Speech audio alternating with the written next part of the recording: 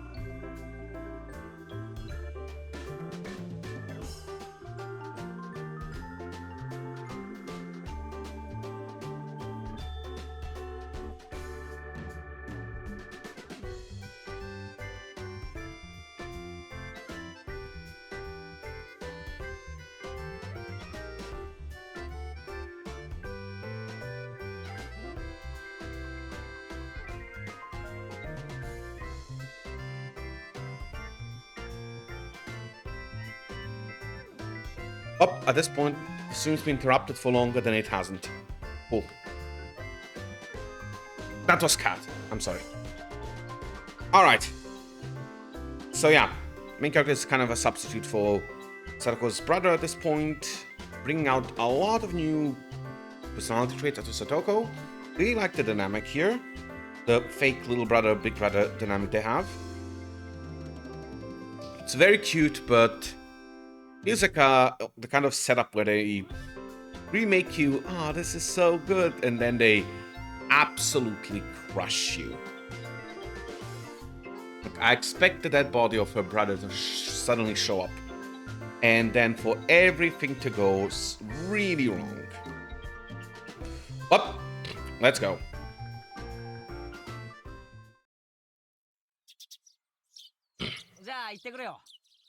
Alright then, I'm off.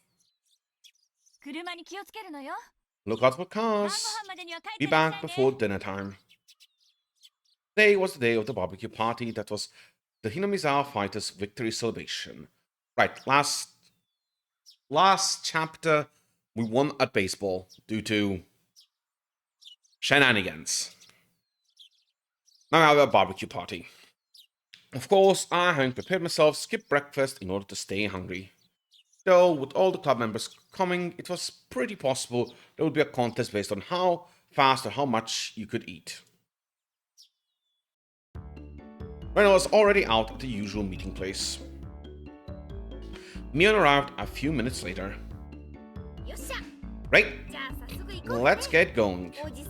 This old man skipped breakfast and is starving to death. Expected nothing less. I too went without breakfast and am now in top physical condition. Whoa, you two skipping breakfast is bad for your health. Well, I made sure to eat something. Yeah, you're great right now. Breakfast is an important part of the day. I'm sure you'll surpass the undeveloped Mion, get yourself a nice sexy body, and be all over the dirty magazines. No, Keiichi, don't right now. Oh, the dirty magazine. What? If I get a nice body, then maybe a prince and a white horse will come for Rena too. Rena, why are you positive regarding this? Definitely not happening. If you want to take responsibility for them, Kei-chan, then don't give Rena any silly ideas. She might start eating breakfast 3 times a day starting tomorrow. Yeah, I could see Rena doing that. Wait, who did this gluttonous princess think was going to come for her? Well, anyway, we're all nice and hungry. Let's go and treat ourselves at the big barbecue party. Yeah! The venue for said barbecue was to be the Furuta Shrine grounds where Rika-chan lived. They held events and festivals here, and barbecues too. It was the place that held all sorts of ceremonies in Hinamizawa.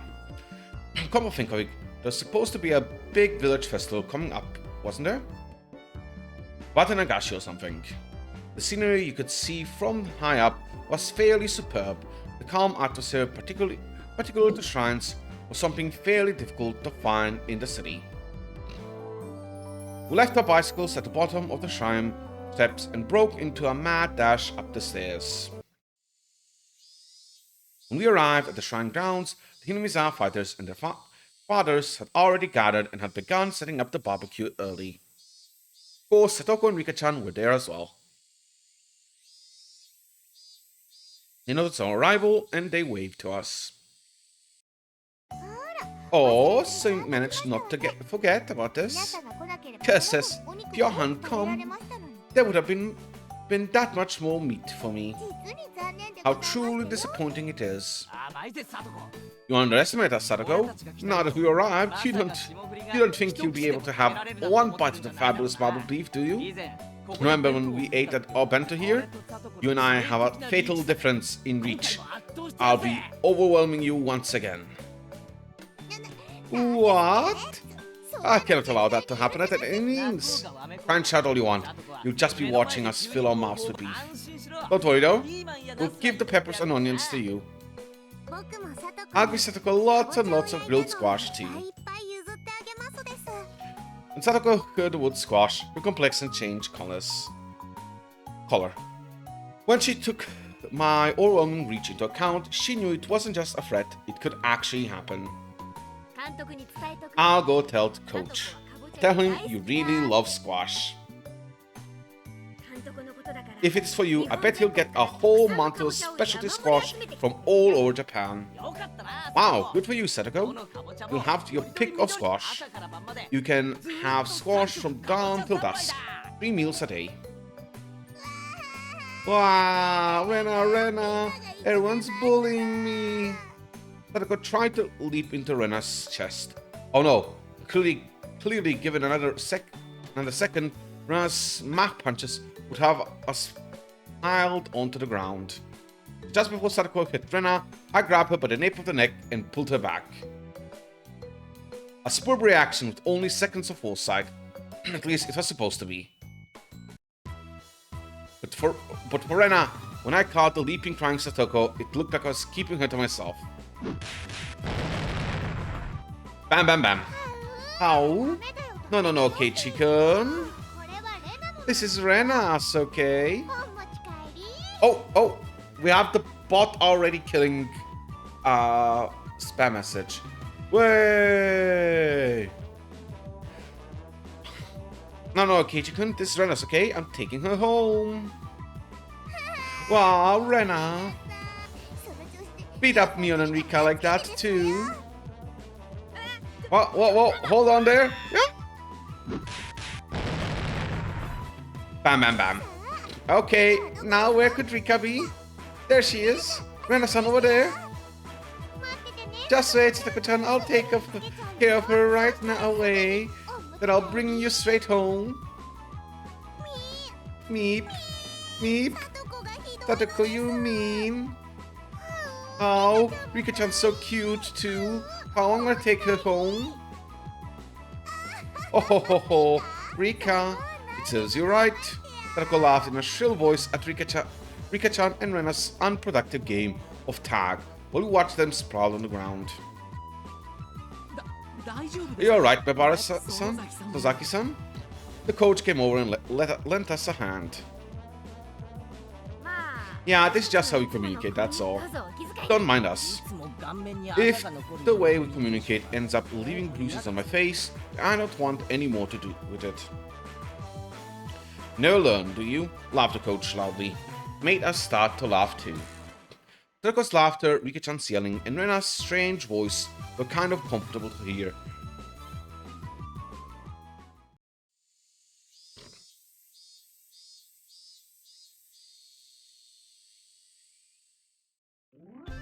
The adults here knew what they were doing. The barbecue was ready in short order. As the salad all dripped down onto the plate with a hiss, there was a loud cheer. When the coach brought over a big plate with all the meat on it, we all cheered again. Wow, this meat looks amazing. Coach, you really did splurge on it. I did make a promise. Can you tell how much all of this weighs? It really did cost me a lot. Of course it did. Third-rate meat wouldn't be enough of a reward for everything I did yesterday. Hahaha. Yeah. Sunoko's definitely the guest of honor today. Yeah, Sunoko was the one who hit the last home run after all. She might have caught the guy off guard, but the arc it flew was long and true. Sunoko is pretty athletic. Not bad at all. She could be one of the best of our generation. She doesn't fall behind in physical ability even compared to me. Maybe Satoko-chan has a big future in the worlds of sports. Ho ho ho ho! Stop saying my praises, you'll make me blush. Munch munch. Satoko, for whom the excessive praise made her not notice the moderately grilled meat being stolen one after the other, was just far too cute. Bara-san, this is heavy. Tomita and Nakamura were carrying something over to us. The huge barbecue plate. Whoa! The barbecue protagonists have arrived. The plate was chock full of skewers, vegetables and meat on them. The grilled, burning hot meat juices made a shh noise as they drizzled off. Oh, you need a lot of heat for cooking something on a metal skewer, so they had grilled the whole plate at once. Yep, you can't have a barbecue without some of these. True. Can't say that again. I'll help out, so let's get it over there. Up we go. Whoa! Look, look! It's amazing! Everyone greeted us with a cheer. Each person received a skewer with vegetables of big pieces of meat on it. They also received paper cups filled to the brim with juice. In my right hand were pounds of piping hot barbecue. In the left was a cup of juice that I could shut down. This didn't make you want to dance, you weren't a man. I can't hold back anymore longer. I'm gobbling it down. Gobble gobble. Not just yet, Kei-chan. Got a little ceremony first. Can I have your attention, everyone? The coach, with a cup of beer in hand, mounted the nearby beer cooler. This is supposed to be a victory celebration, after all. We needed an opening statement. Damn, I hope it ends soon. For every second this goes on for a little more of the food's freshness goes away. What? Satoko stomped down on the back of my foot. My word. Men your age are so greedy. Can you not wait a little more legitimately? Is everything I'm thinking of really showing on my face? Okay, is everyone listening? Won a huge game yesterday. It had become a hard battle after an amazing pitcher came in. But thanks to equally reliable saviors on our side, it scored a beautiful turnaround victory. Clap, clap, clap. Both my hands were full. The adults and older brothers gave us a round of applause. This is to celebrate that victory. As promised, I got a ton of delicious meat for everyone. Eat as much as you want and use the energy on our next game. And for a few words of thanks to the fathers and brothers who helped with the barbecue, he led us in a toast. Cheers! They said that when you're toasting, you would normally down the contents of your cup. But we were young. As at the toast, all of us immediately began to dig into our skewers. After that, but really loudly with everyone congratulating one another for things they did during the game. Like how someone made a great catch, or how awesome someone looked when stealing a base. Of course, they congratulated me too, the savior who appeared to fight against the Koishan pitcher. Well, even what I did was all thanks to Satoko. Satoko did have a plan, but you're the only one who could have won over Kameda like you did, Kei-chan. Did more than enough to deserve the praise. By the way, Keiji-kun, you went to eat cake with Kameda-kun after that, didn't you? You looked like you were best friends. The seeds of friendship sprouting between male rivals, something like that. That's sort of, well, it's... Oh. I violently brushed through Rena's hair as she turned red in the face for some reason at the mention of friendship between males, dispersing her pleasant-seeming ideas. Rena supports pride, apparently. Now then, where's the hero, or rather heroine, Satoko? Oh, there she is.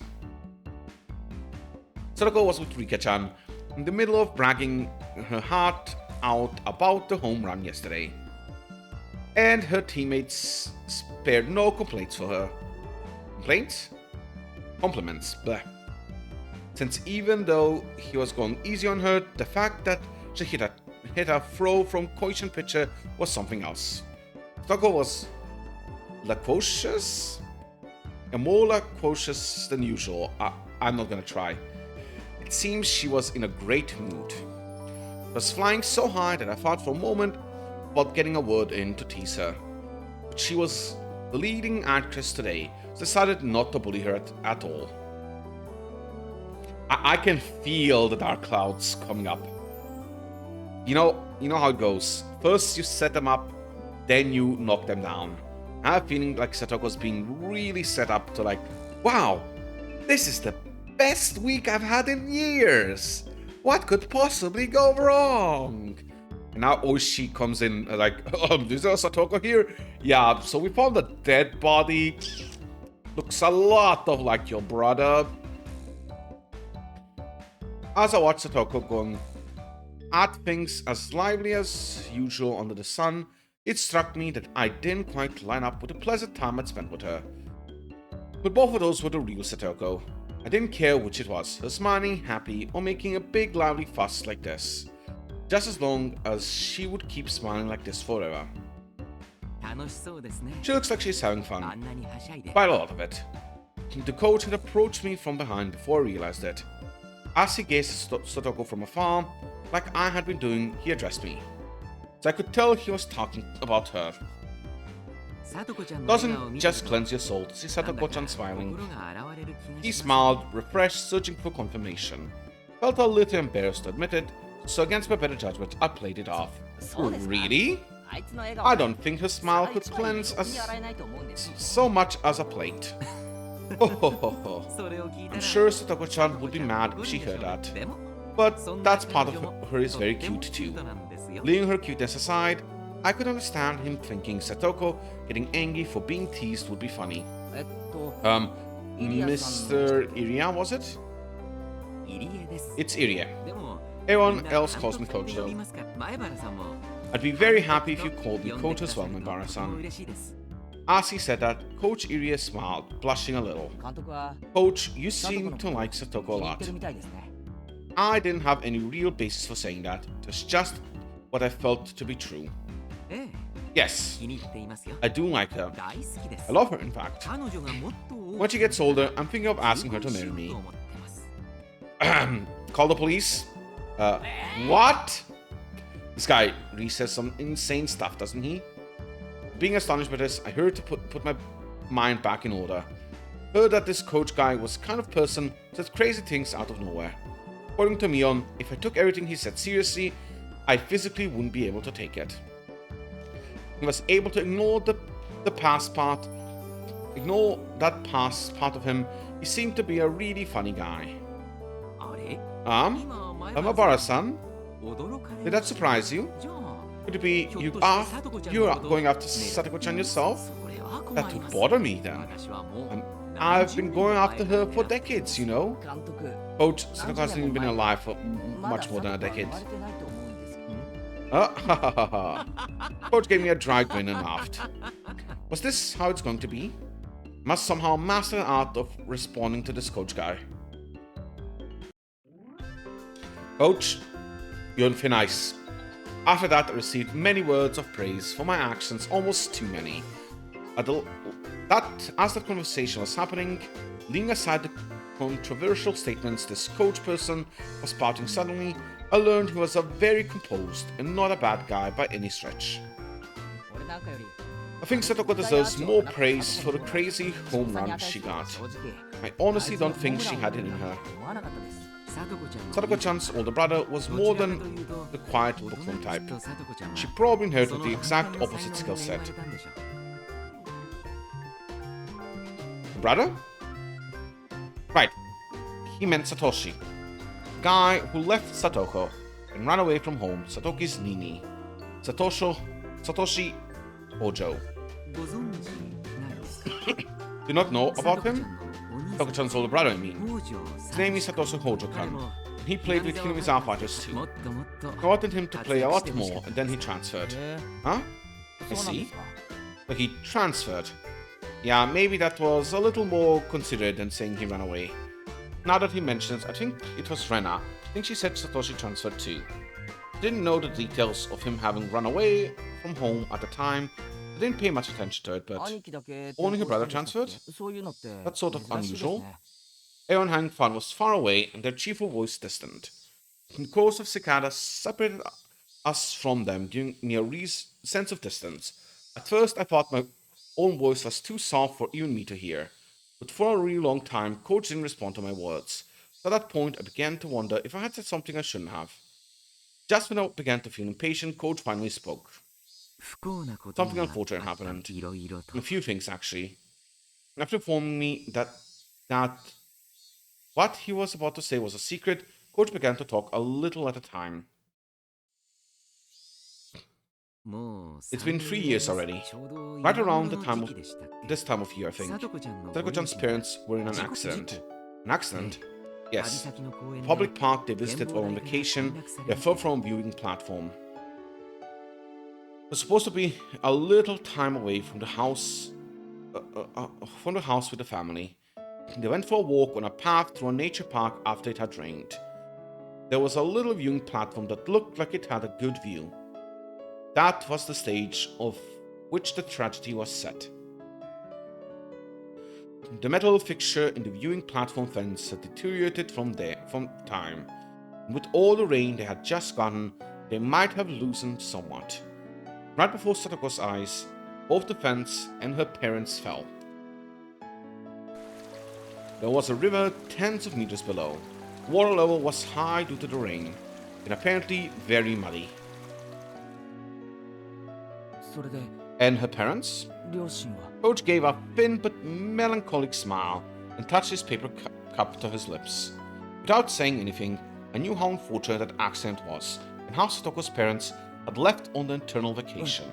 Satoko was focused on being careful with my words. I was focused on being careful with my words, that I lost what I was going to say. A single word, orphaned. I knew how little consideration it showed, how much it would hurt Satoko without having to say it aloud. Come to think of it, Satoko lived with Rika-chan. At least that's what I thought I heard from the others. Wait, Rika-chan, her father died from illness too, and her mother soon after. Felt like I heard she was living by herself. Yes. She's living with Furuta-san right now. They probably lived many discouraging days without any parents. They've gotten along by helping each other. Going on living without the protection of parents is very difficult for kids at that age, I think. Maibara-san, you probably understand that as well. Only survive because I rely on my parents. The only reply I could give was to nod. Furude-san is particularly beloved by the older people of the village. As long as she's there, she won't want or much. Come to think of it, you're right. Miko-chan kind of seems like a village mascot sometimes. I don't think she'd have a hard time living here. Miko-chan could go meep just once and get 2 or 3 croquettes from a vendor after all. Felt like if she asked for help, everyone in the village would. But that only applies to Furude-san in particular. Satoko-chan doesn't have it the same way. Mika being so spoiled was just an exception. Upon thinking about it normally, living on your own as a child should be fraught with difficulty. It wasn't then very difficult to imagine how much suffering Satoko had to go through just to live. It wasn't very difficult to imagine. Was I really thinking that? No, I was only thinking the words. I wouldn't imagine it in the slightest. How was I supposed to imagine it when I saw that annoying smile of hers? There was no way I could. I found out she was living apart from her brother, and I just kind of vaguely thought that it was rather unfortunate. I mean, Satoko was smiling so energetically every single day. Was I thinking that her smiling meant she wasn't hurt? That she didn't feel lonely?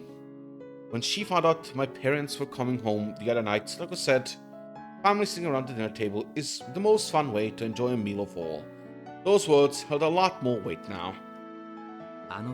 I've seriously considered adopting her. Huh? Adoption? It's a secret. After warning me, Coach put his index finger to his lips. I've lived a really steady life all these years. I have money and a good reputation. Marriage is the one thing I never got around to. Well, obviously a single individual can't adopt a child. So I can't make Satoko-chan my adopted daughter. Hahaha, what a shame.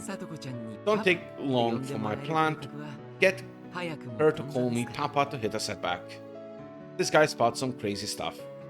At first I was only half listening. Midway through I realized how rude that was. This coach person seriously only wished for this one girl, Satoko, to be happy. That was neither crazy nor was it nonsense. Just wanted her to be happy. Those were his true feelings. Satoko-chan's current lifestyle is probably not a very happy one. But, you know, I want to make it easier for her, even if it's only a little. Hahaha, of course, can't do much for her, but share my leftover food or do errands that she's not strong enough to do. You're wrong, Satoko's happy. Huh? Coach showed the surprise at having declared that. There are so many people around her that really want her to be happy. She can't possibly feel otherwise. I spoke with a serious expression, quietly but firmly, all the same. It was my approval of his feelings and my gratitude as Satoko's Nini. Thank you. Still, keep this a secret to Satoko-chan, okay? If she knew I wanted to adopt her, she'd probably get mad and call me a pervert for wanting to call me Papa. I wonder. Satoko may have been somewhat childish, but she was able to empathize with people. She'd call him that. I knew it. As if my feelings had gone across, Coach grinned satisfied, returned his gaze to the hustle and bustle before us. Her parents and her older brother. She lost her family, no relatives, and was huddled with Rika-chan, was in the same situation. Satoko Hojo. It wouldn't be odd for her to look at her life with despair, but she didn't seem to feel that way. She lived energetically with a smile. I want her to keep smiling forever.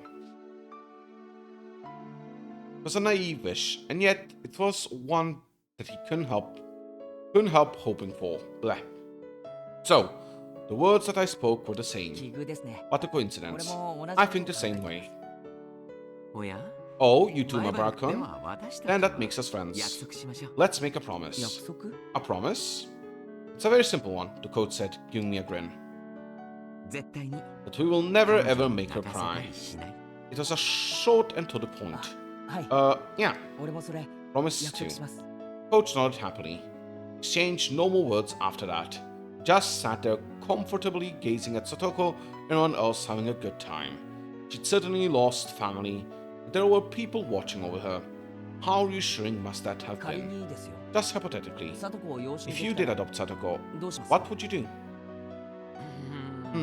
That's a tough それ one. は難しい質問ですね Coach gave a wry, happy smile, then exaggeratedly tilted his head in a contemplation. まずですね Well, first, I 私のことをご主 would 人 get 様 her と to 言 call わ me せて master, 優し make く her 可 into a 憐なメイド lone, にします lovely, kind-hearted maid. Huh? What? This guy... how does this guy always pick the craziest time to say the craziest things? Mabarakun? Well, I haven't said anything yet. What are you talking about? I heard it loud and clear. そうそう So, oh, that's right. I clearly said I would make Satoko into my own personal pretty maid. Ah, that sounds nice. Satoko-chan, oh, pretty. Ah, pretty and purity are really hard to differentiate, right? Be careful with mixing refined Japanese words and English together. I get it. Honestly, intricacies of the language know no bounds. I'm saying that wrong. I don't care. そうそう That's right. ケイちゃんはよく Kei-chan, you do 理解して understand. ますねそういうことで Then with that, it's time for... A hand shot out and grabbed Shion, smiling, waving, about to leave by the nape of her neck. おい待てこれ Hey, wait right here. 突然 Don't just show up out of nowhere and start saying crazy stuff. 何をとんでもないこと言ってやがるんだとんでもない Speaking of saying crazy stuff, I thought that Satoko love talk we're having with the coach was pretty crazy too. I can perform a reenactment of the adoption bit. Want to see? Wah! お前 You've been hiding ever since then? 息を潜めてやがったのか Kei-chan, you can't even beat my sister. You're 100 years too early to challenge me. This is Shion Sonozaki, the youngest of the Sonozaki twins. Though she hadn't a scrap of the reserve quality you expect from a little sister. She was a villain no better than the older sister Mion. We met each other in town. I dug myself into a hole when I mistook her for Mion. Unlike Mion, Shion said she was living in Okonomiya, so I thought we'd never see each other again. But to think we actually would. My frankly displeased expression didn't change a bit either. This must be what people mean when they say something is like water off a duck's back. シオンさん Shion-san, you よく came. 来てくれましたね I guess we're just gonna gloss over how he knows Shion here. I mean, he did say he met her in town, mistook her for Mion, and that's it. Oh well. Doesn't have to be a whole thing like last chapter. 来てくれないと思って Was disappointed because I thought you wouldn't make it. まあその Well, I couldn't think of 他にする anything こ else と to が do ちょっ really. とからかい Figured な I'd come and くらいで tease す you all a little. Coach, どうしてシオン why が did you 戦勝祝 need 賀 to 会に call 呼ばれなくちゃ Shion ならない to our victory celebration? どうチームの How 勝利 did に she 貢献 contribute した to っ our ていうの team's は win? Hahaha. それはですね Well, you see, 実は私 I'm actually the manager for Kinamizawa Fighters. マネージャーだからなんです マネージャー The manager? 嘘だろ No way, then why haven't you? なんで昨日 Weren't you at the の試合 game にいなかったんだ yesterday? よ マネージャーは That's because I'm like a ghost manager. Hee. She seemed to think I'd forgiven her if she stuck. She seems to think I'd forgive her if she stuck her tongue out and smiled. She wasn't sorry at all. シオンちゃんが来てくれないと The match wasn't nearly as pretty without you there. 練習までとは言いませんから I won't tell you to come to practices. Couldn't you at least come to the games to root for us like you used to? 考え I'll ろ think about it. ケイちゃんが Maybe if Kei-chan joins the Higurashi Fighters. 私かっこいい I 男の can't 子 get が into ない the と cheering mood 応援 when there's する no 張り合い good-looking がない guys on the team. え Huh? Did she just smoothly say something absurd? Shion? You little, where did you come from? Suddenly, Mion came running, latched onto my shoulders and pulled me towards her. Ah, it's Mi-chan's little sister. Hello, Shi-chan. Okay, this time, even Rena knows her? I don't think she knew last time. レナさん Hello, Rena-san. まだ一回しか I'm honored you remembered my name. We only met 名前を once. 覚えてもらって光栄で Oh, not at all. Thanks for remembering Rena's name too. ありがとう Cut the stupid greetings. You're not allowed to solicit Kei-chan. He's the hope of our club. Don't pull him out and pull him in a baseball like he's some sort of plant. Mion gave a low growl as she grappled my arm. She looked like a little girl desperately clinging to her toy. Ha ha ha ha. Yep, Keiichi-kun is the star rookie of our club. You could never trade him away. Rena's smile hid a nonchalant bloodthirst. She was blocking Shion's way, ready to unleash an ultimate attack if she got within 2 meters of me. I felt like this is gonna turn into a bloody battle. That's too bad. We'll have to leave negotiations for another time. You don't have the rights to negotiate. Coach, why did you call Shion here too? She's a ghost member. She's been slacking off for the last year. I just thought that it would be more fun if Shion-chan was here. Yep, it definitely worked. This was what he planned for all along. Mission accomplished. Hey, Kei-chan, come over here. We're all playing a game. Strings attached, of course. Shi-chan, how about you? The rules are simple. It'll be fun. Should I? I'll just win if I join in, after all. I don't want to ruin my sister's presidential image. Mio, now irritated, turned around with a glare.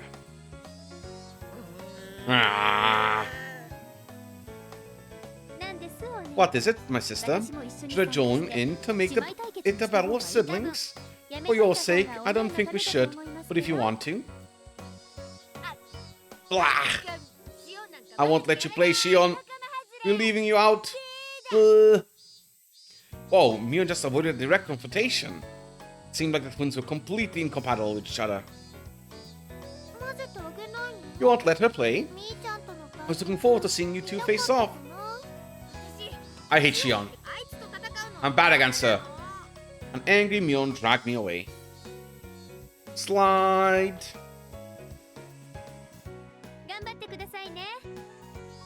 Do your best. I'll be rooting for you. Go for it, Kei-chan. Yay! The fight on being replaced by yay is a choice. Shion waved her hand at us, reveling in the bliss of teasing Mion. Alright, power activities had begun, which meant I need to clear my mind. What was today's battle? Nice punishment game. I take anything on. Okay, Keiichi-san, you should prepare yourself. We're going all out today. Okay, bring it on. Suck or not, I'll crush you all mercilessly. Ha ha ha ha. Now profit from your battle and fish yourself up a win. Then I'll get all the Manta Ray first and ride them to victory. How? Rika-chan is flat like a Manta Ray. Did you have to say that? I want to take you home. Okay, everyone. We have a lot of people today, so let's play something easy and simple. Today's game is... Okay, we're not actually going to see the game. That's okay.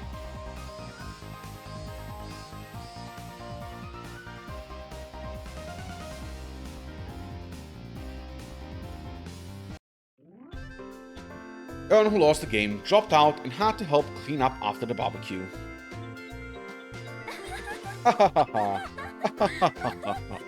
Shion laughed more proudly than anyone I'd ever heard when she saw my loser's face. Okay. Was my getting bombed out of the game really that funny? Man, oh man, Kei-chan's face. He was like, how can you still call yourself human? Damn it. I had it all worked out when I brought up the scissors. If only Satoko and Rika-chan hadn't betrayed me. It was going great. It was going great while we maintained a united front. But Satoko had been quicker to betray me than her. It was just a tiny bit better than me. I warned you about trusting Hojo. Umte-kun and Okumura-kun were unanimously saying, I told you so faces. Bering. Incidentally, those two were victims of Sadako's traps pretty early on as well. くそ Damn. 富田君たちの分まで He's trying to do well enough to make up for you two. Once again, for the showdown, it didn't matter. Maybe this meant I still couldn't match up to the other club members yet. You're going to have the lowest ranked members of the club play a punishment game, weren't you? Shion remembered, as though forcing me to recall something I tried to forget even for a moment. Is that right? Don't forget me, Barakun. When you came up with the punishment game with the president, you looked really heated up. What on earth did you decide on? Earlier, Mio told me to get an Angel Mode uniform ready. Does that have anything to do with it? She told me to get the biggest size I could find. Umineko and Umineko were giving me the complex, indescribable looks, mixing empathy, pity, desire to see something scary all at once. All I could do now was laugh.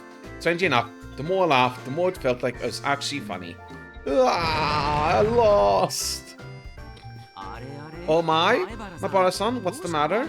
You're smiling, crying, and howling. It's okay, he's just pretending to not like it. And Ken hides his excitement at the opportunity to gain valuable experience using the punishment game as an excuse. Right? What do you mean valuable experience? I held my head in my hands in agony. My state of mind could be summed up with a three-letter word. It was sob. Coach gently put his hands on my shoulders. Was he comforting me? Nope. Mabara-san, in times when you must accept hardship, just imagine that you are made on the receiving end of some strict disciplining. See, doesn't that whole situation seem kind of fun now? Yeah, it's nice, isn't it? Red in the face, indulging his imagination, still holding my shoulders, Coach said, "Oh, master," and started twirling around like a ballerina. He had to wonder what kind of word association he had going on inside his head. At the very least, I was much different than what was mine. But at the very least, it was much different than what was in mine. The first thing that comes in mind when I think of disciplining certainly isn't maids. Tomita-kun, Komura-kun, the coach is pretty funny. I'm surprised he can even be a coach. Tomita-kun and Komura-kun exchanged glances and answered with a dry smile. Then they added that he was a really nice person most of the time, which is something you'd normally say about a person like that. The coach's questionable revolution slowed to a stop, and then his expression returned to a clear, calm one, almost making what just happened seem like an illusion. He can switch gears way too fast. Then let's start cleaning up. Mabara-san, you seem quite strong. Could you bring the plates over to the wash basin and clean them up? Right on it. I hoisted the dirty barbecue plates, each with slimy oil clinging to it, and looked for the wash basins. Ah, those are heavy. Where's the wash basins? Over here? Figuring I should make it there before my arms gave out, I headed towards it at a trot. A lot of the adults who had been helping out were using the wash basins, so I gave up and looked for a different set. I asked them and they told me there were more to the right by the assembly hall. Two, so I decided to head that way. Rather than multiple basins, there's just one faucet here. I initially thought it would be too small to wash plates as big as these, but it'd probably still be faster than waiting for the faucet to open back there. I turned the faucet and water much nicer looking than it gushed forth. Put a plate under the faucet and scrubbed it with my hands to try and rub it clean. Didn't go very well. There you go. Sponge and dish soap. You can't wash them with just water. It was Shion. She threw a brand new sponge and container filled with cleaner to me. Oh, thanks. You should just put them by the basins and left it to the grown-ups. You're always doing the right thing. I got the feeling that wasn't quite a compliment. I answered her with a forced smile. I was surprised to learn that you're the manager of Hinamizawa Fighters. I thought you didn't do stuff like that because it's too much of a bother. Yes, it's quite a bother. That's why I stopped showing up entirely. Didn't Coach say he wanted you to come back? Should pay a visit once in a while. Hahaha, if I feel まあ like it, I 気が向い guess. たら Shion made it sound like the end of the world could happen before she felt like it. Whoops. Couldn't keep washing the dishes or preoccupied with conversation. I decided to take my task seriously.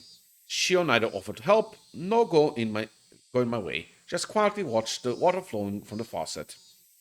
そうそう Alright, 聞き I ました heard よ something. 昨日の試合 You were the star ケイ player ち in ゃんが yesterday's 大活 games, 躍 weren't した you? 褒めるなら Tatako hit a 俺よ home りも run, ホー so ムラン I を決めたサト think コの方 she だ was the real star あ player. いつ運動神経良 I かったんだな didn't know she had those kinds of reflexes. 俺驚いたよ It surprised me. サトシ君とは大違いです She's totally different from Satoshi-kun. と There's 運動 not 神 much 経が doubt that 妹に全 all 部 the 取られ athletic ちゃったに ability 違 in い the ない family です went to ね her. Shion smiled as she spoke, her eyes looking at something far away, betraying her reminiscence. サトシ Satoshi-kun? 北条サト Tatako 君 Hojo's older brother. 北条サ You know トシ君 Satoshi Hojo-kun? そっか Alright. ケイちゃんって Just 今 moved here 年 to see 引 it, っ越 didn't して you, きたか Kei-chan? ら You 会っ wouldn't た have ことあります ever よ met ね him. Still surprised that Shion knew about 会ったこ Satoshi. とはない Don't けど mind him, but I know a 確 little. か After their parents 両親 passed が亡くな away, っ he た transferred 後 to a different school, 転 right? 校したんだよ Avoided saying that he ran away from home and he used the slightly more vague words than everyone else did. 転校 Transferred? 誰がそんなこ Who と said 言ったん anything で like すか that? Han yet realized that Shion's tone had changed slightly. いや誰 Well, I mean, 誰だっけかな who was it then? うん I heard 誰 it か from に聞いた someone 転校したって that he その transferred. 誰かに Ooh, 聞い you たか said ら that 言ってるん because で you すよ asked someone, right? 誰に聞いたかなんて Who did I ask? よ Don't く you 転校 remember? だって言うなら And so he それでいいだろ transferred, so that's it, right? 別に問題があるわ Not け like じゃ there's ない a problem あ with りま it. すよ There is one. 転校届が Does 出さ that れたわけ mean です there's か a record of his 学 transfer 校とかに to another school それを誰かが and 見た that someone saw it それとも聞いた or heard about it? Around this time, I only noticed how awfully caught up on this Shion was, but also how startlingly dangerous her eyes had begun to look. シオンな Shion, んだよお前 what's up? You look pretty serious. 目がマジだぞ With that, Shion seemed to realize the expression she was making. She took a deep breath, pretended to fix her hair, and went back to her composed expression from before. すみません I'm で sorry. もケイちゃん Kei-chan, よく知り you ませ don't ん know の much で about サトシ君 Satoshi-kun, の so こと please don't say he 転 transferred 校 or とか anything 本 like 当 that. に I'm お願い serious. しますね Please. Yes, I must have said something I shouldn't have. But I wasn't immediately sure what I should be apologizing for. I just said one safe word for now. な Sorry. んとなく Just sort of 転 heard 校 he と聞かされ transferred て and believed じゃ it. あ Was it 実 actually 際 something は違 else? うのか It was, of course. Preceded by his parents, but left his sister and run away. I wanted to try and avoid using the words run away, so I pretended not to know. Upon seeing my flustered reply, she realized she was intimidating me and lowered her voice. すみ Oh, ま I'm せん sorry. 別にケイち I'm ゃん not を blaming 責め you て for るわけ anything, じゃちょっ Kei-chan. と言葉 I が was きつすぎ being ま a し little た謝 harsh. ります Apologize. 別に気 I にし didn't てな really い mind. That was a fib. I was actually a little scared, even. Was there something wrong with saying he ran away? Was there some sort of misunderstanding in saying he transferred? Before I could ask her, she turned on her heel to leave. Hey, Shion? じゃ Right, あ頑張って good luck with ケイ those. ちゃんのプレート Looks で like your 最後に plate 炊 is いた煮物 last. That's the last one you need to wash. The final remark reminded me of the dishes I had so easily forgotten about. So immersed in conversation were we that it got pretty late. I turned the faucet again to get the water flowing faster. Whoosh! While he scrubbed the plate. When I turned back around, Shion was no longer there. By the time I finished washing the plates, most of the other things had been cleaned up. Air had cooled off before I realized it, and as the heat had stuck with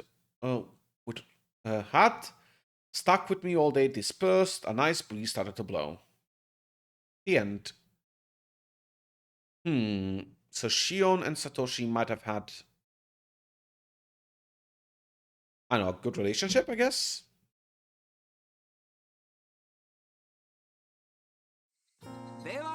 Okay, everyone, can I have your attention? Coach got everyone together to make his closing remarks. And with that, another fun day drew to its close. In the end, Mion ended the game with a magnificent victory.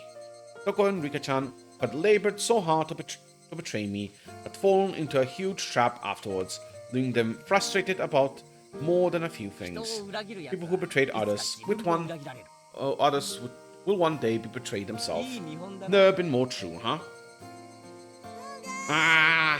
そんなこと You're not the one I wanted to hear that from, Keiichi-san. レナは誰 I didn't fall for anyone's tricks. That's how I got second. Second! Lena doesn't buy into lies very easily. She has a sharp wit. I'm surprised. She seems like she would fall for the first lie to come her way. Funny you should say that, Kei-chan. You desired to prey upon others. Right away, you became the prey instead.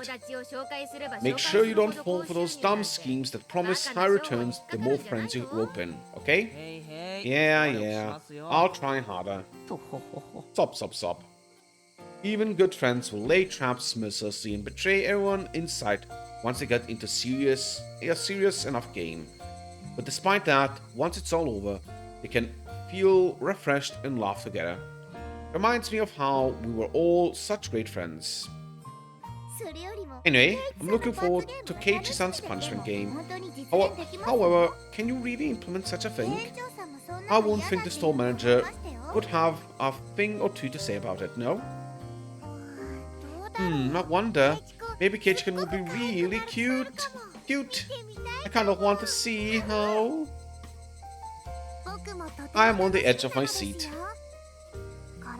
I will trip him up and make him wipe the floor. That would be great. Why couldn't I win now of all times? Whenever I think I'll definitely win today, I'll make someone else break the punishment game I lose. Is it not enough? Do I not believe hard enough in victory?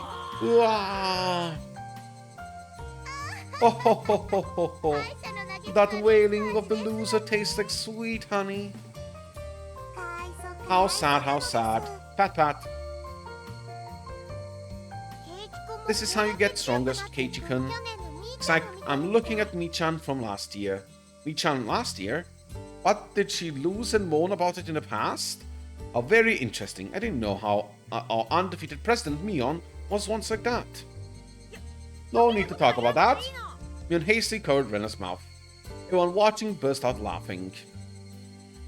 Finally, Rika-chan pulled out on Satoko's sleeves. Okay, we should be going soon. Oh, yes, we must go shopping for dinner, mustn't we? Want to keep talking like this forever. But it was getting late. We split up with Satoko and Rika-chan and decided to go on our way home. Alright, bye. See you tomorrow at school. Everyone waved to each other and split up for the short time between now and tomorrow. Okay, let's go. We began walking to the tall staircase leading from the shrine grounds. As the sun started to set, the afternoon heat began to disappear as though it were never there. Just listening to the chorus of Higurashi was enough to make me forget about how hot it had been today. Come to think of it, it's still June, huh? We didn't have any rainy season at all this year. Like, all of a sudden it's just summer, you know? Now that I thought about it, she was right. Whoops.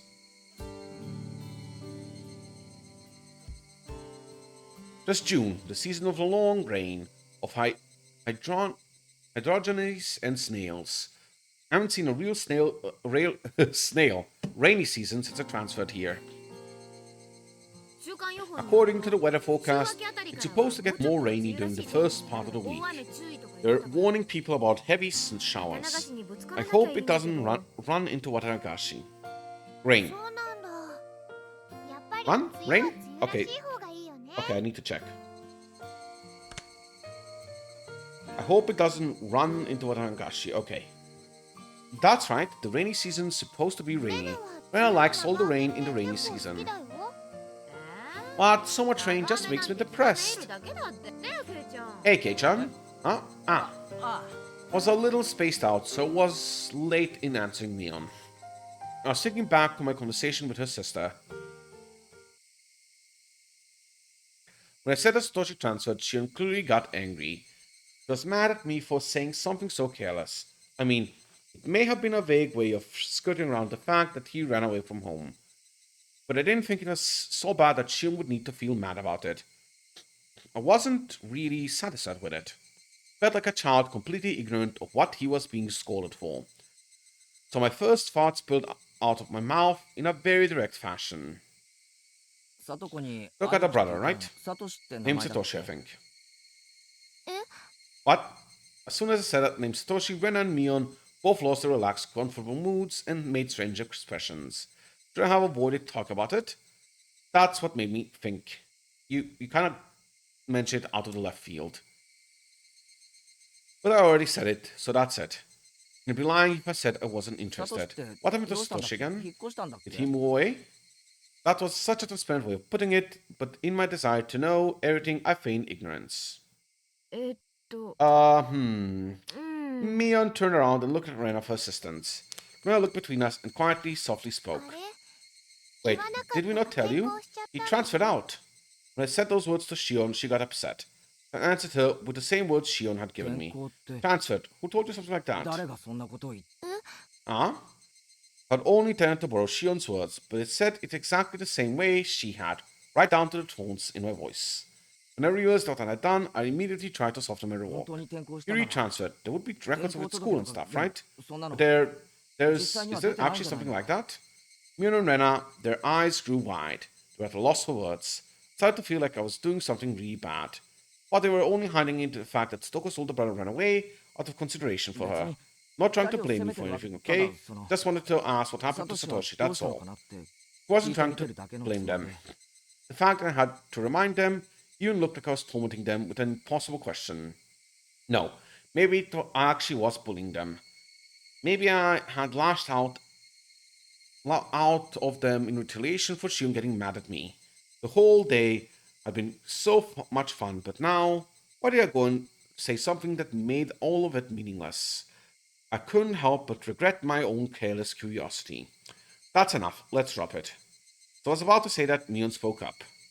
えっと Well, it's not like we were hiding it online. 別に隠 Hope そ you うとか understand. 騙そうとか It's そうい not う that つ we も were りじゃない trying の to. 分かってほしいんだけど Mion's voice conveyed her genuine awkwardness. It sounded like the excuses of a child when presented with evidence of her own mischief. サトシは Satoshi, well, その he didn't transfer 転 schools. 校したわけじゃない Mion よ said, resigning herself. But I felt bad for pushing her to say that. So, it's okay, Mion. Let's stop talking about Satoshi. So for teasing you. Wanted to apologize, but right before that, 帰ってこない he won't come back. Eh. What? Unlike Mion's stammered reply, Rena was extremely clear and 帰っ resolute. てこな He い won't come back? What? ある日から He won't come back home, ever since that day. He won't come back. That was a very strange way of putting it. Normally, you'd say that he hadn't come back yet. At least I thought you'd only say it like Rena did. He wasn't capable of coming back.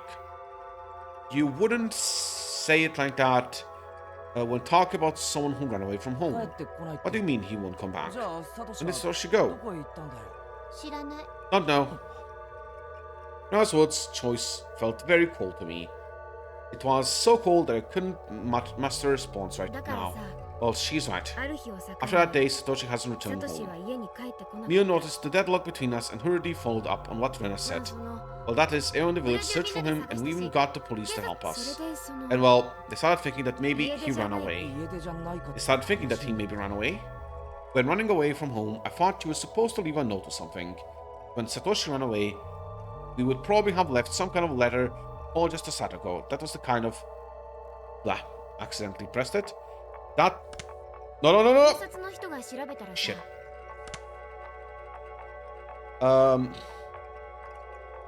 When Satoshi ran away, he would probably have left some kind of a note, letter, apologies to Stoko. That was just the kind of what I figured. But the way Mion was talking, it seemed a little different than before, just running away from home. Police did an investigation. Satoshi has been earning money at a part-time job and had some put aside. They learned that on the day he vanished, he withdrew it all. And then at Nagoya Station or something, they spotted someone who looked like a lot like Satoshi. He withdrew all his savings to fund his escape from home. Was that it? Seemed consistent enough to me. Before I could say anything, I think that's a lie. Satoshi-kun didn't run away, declared Rena ちょっ shortly. と待てよ Hey, wait. 転校したわけ So でも if he didn't transfer 引っ schools 越したわ or けで move も away, それで then 家 he 出したわ didn't けでもない run away from home. 一体 Then what on earth? ダメなよレナ Stop it, Rena. Mion whispered to her. Rena, however, continued without interruption, and then she said this. だってこれは Because it was Ushio-sama's curse. Huh? たた A curse? Took some time before I understood what Rena meant by that. Mion clicked her tongue and shook her head a little. サトシ君は Satoshi-kun talked to 消 me える before 前 he に disappeared. 私にを誰かに見 He 張ら said れて someone was watching him, 後をつけられて stalking him, 家の中に that は he 居つい even て followed him 寝 home. るとき He told me 枕元に立っ that て when 見 he 下 went ろ to してる bed, って they were standing there 教 at えて his くれた bedside, looking down at やめ him. なよレナ Stop it, Rena. それは間違い The ない supportant of Shio-sama's お社 curse, 様の there's た no だ doubt. きっとサトシ I 君 think somewhere deep 心 down, のどこか Satoshi で knew ひなみ沢を捨 knew てて逃げ出そうという気 Satoshi-kun 持 was ちがあっ probably たんだと thinking 思う about abandoning Hinamizawa and running away. それを No, Shio-sama wouldn't 親 allow 父だ that. からやめなって He said stop お it. 社様は Shio-sama is the guardian deity of Hinamizawa. He would never allow anyone to abandon 絶対 Hinamizawa and run 私 away. はそれを I 謝 apologize for it, but サトシ Satoshi-kun 君 probably きっ didn't. と謝らなかっただから Must have been. お社様の Must have been Oshio-sama's curse. お社様の Shio-sama's curse? たたりだって I hadn't intended to repeat it. Wow. Been a while since we saw this side of Rena. But the words came out of my mouth anyway. Shio-sama's 警 curse. 察が家 The police may have said he ran away, but I don't believe it. I don't believe it. Not ever. そんなの Just a lie told by the self-important people in the village who don't want to admit it was the curse. Whether or not you believe in Oshio-sama's curse, it's... 確かに Bam! Mion struck Rena on the head.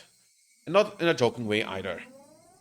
いい加減にしろって Told you to give it a rest, didn't I? 恩はなくしても I tried to be nice, but you're pushing me to my limits. Pushing it to the limits. Actually, there was plenty of displeasure and anger in Mion's face at the moment. For a few moments after being hit, Rena looked astonished. Perhaps the voice of Higurashi calmed her frantic mind, as after a while, she regained her original calm expression.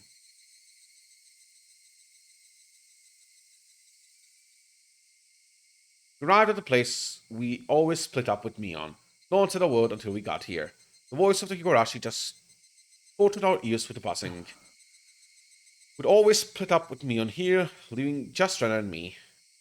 あのさ Hey, 結構 Kei-chan, 前に漫画 didn't I 家 promise さん to と lend you 約束した some から manga? よかったら寄ってく Want to る come over real quick? Huh? She promised that? Oh, I quickly realized it was a convenient way of saying you want to talk to me alone. Oh, I see. じゃ Okay then, あ now レ we'll ナ go は home. 先に帰ってるね Maybe she realized it, maybe she didn't. Thankfully, Rena quickly said she'd go home before us. じゃあねレ Bye, Rena. また明日 See you tomorrow.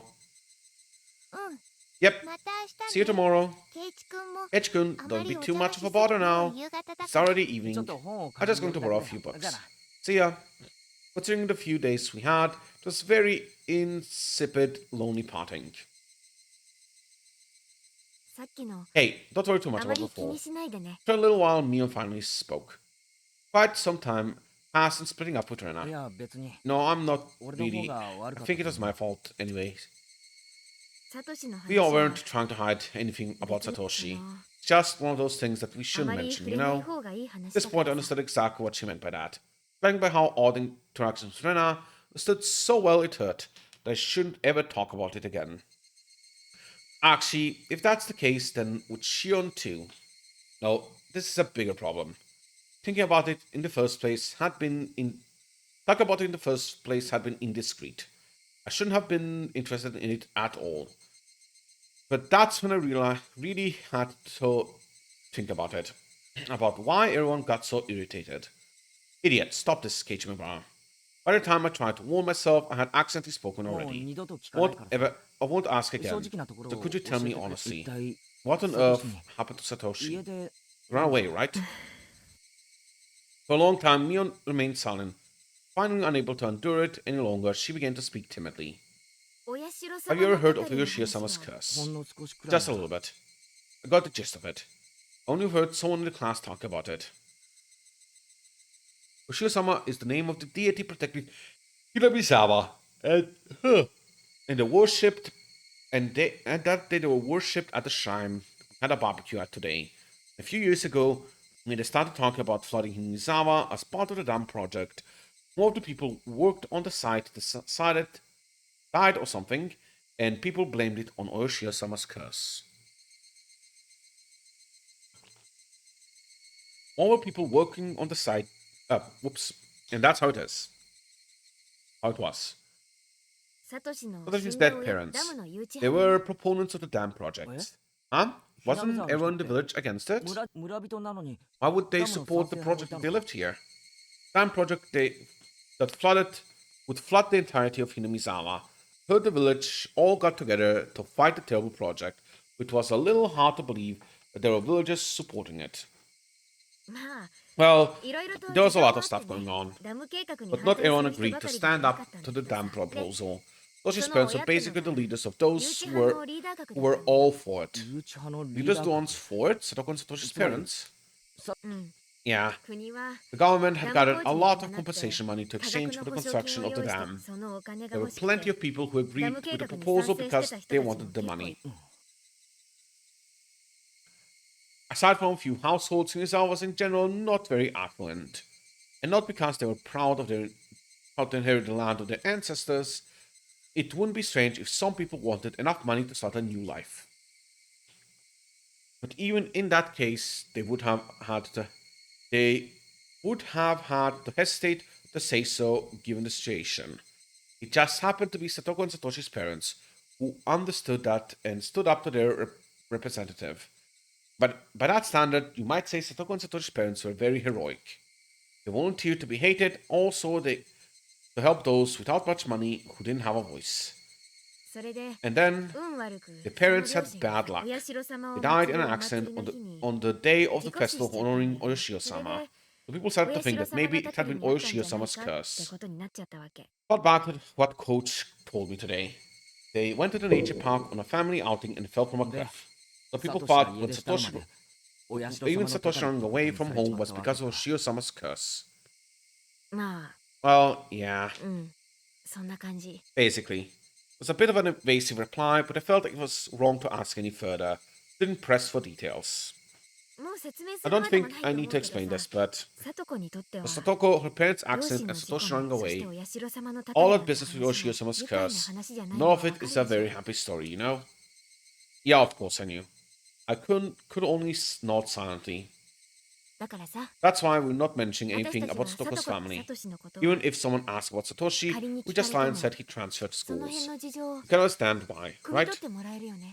They wanted me to protect Satoko's happiness, her smile.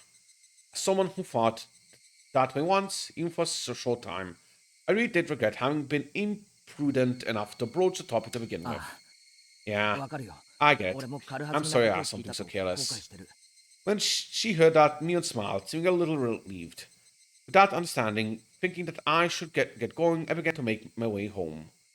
I could really have stopped by Mion's house, it was already late. I'd stop by again the next time I had the chance. Bye then, Mion. Sorry about today. See you tomorrow. Yeah, goodbye. We waved to each other. Then suddenly remembering something, Mion called out to me. Kei-chan, one more thing. Not only around Satoko, could you keep quiet around Satoshi with Rena too? Huh?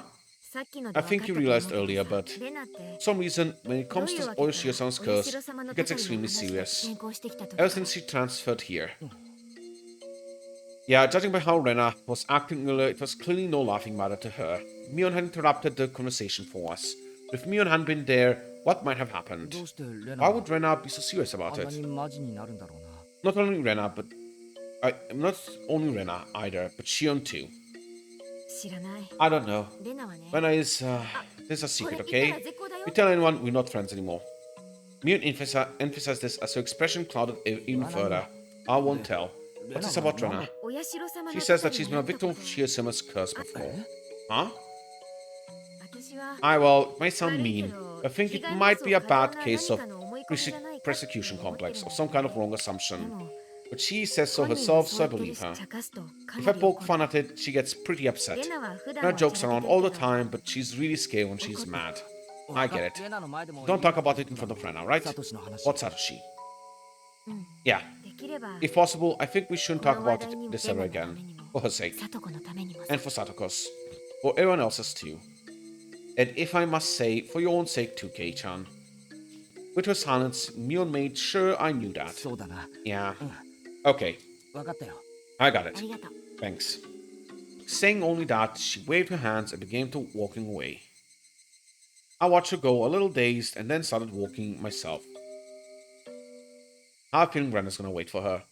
For him. Satoko's older brother Satoshi. He had run away from home, or had he been a victim of the curse and disappeared forever. Whichever the case, none of that this was anything I should have asked about. The cooling air forced me into reflection.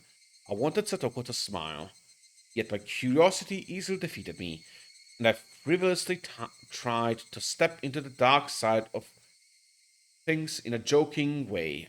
I'm shameful. I wanted today to be exactly like yesterday. I wanted tomorrow to be just as fun as today, too. So why did I go and do something like that? We were having a blast at the baseball game yesterday, and today we had a blast at the big barbecue too. It was a lot of fun, but then I went and almost nullified all those fun times. I would have to be more careful starting today. I would put all the unpleasant stuff behind me forever. Like hell, I'm gonna let my enjoyable life end because of how careless I was today. The more I thought about it, the more I thought that I'd be more careful starting tomorrow, the more I couldn't get rid of the ominous thought that I had already put an end to in those enjoyable days with what I'd just done. Hey, wait. Calm down, Kichimabara. Gears of Destiny are freaking gigantic. Gigantic? I keep saying that wrong. Aren't they? Giant. Gigantic? Is it gigantic or is it gigantic? Oh well. What happened just now was trivial. It doesn't make any sense to think my life would be totally different starting tomorrow. But even though I understand it logically, the mist in my heart wasn't going to fade until tomorrow turned out to be as fun as today. Actually, weird. I'm thinking a little too much about that conversation. I wish tomorrow would come already. I wanted it to make me understand how absurd my insignificant thoughts actually were. The night was long.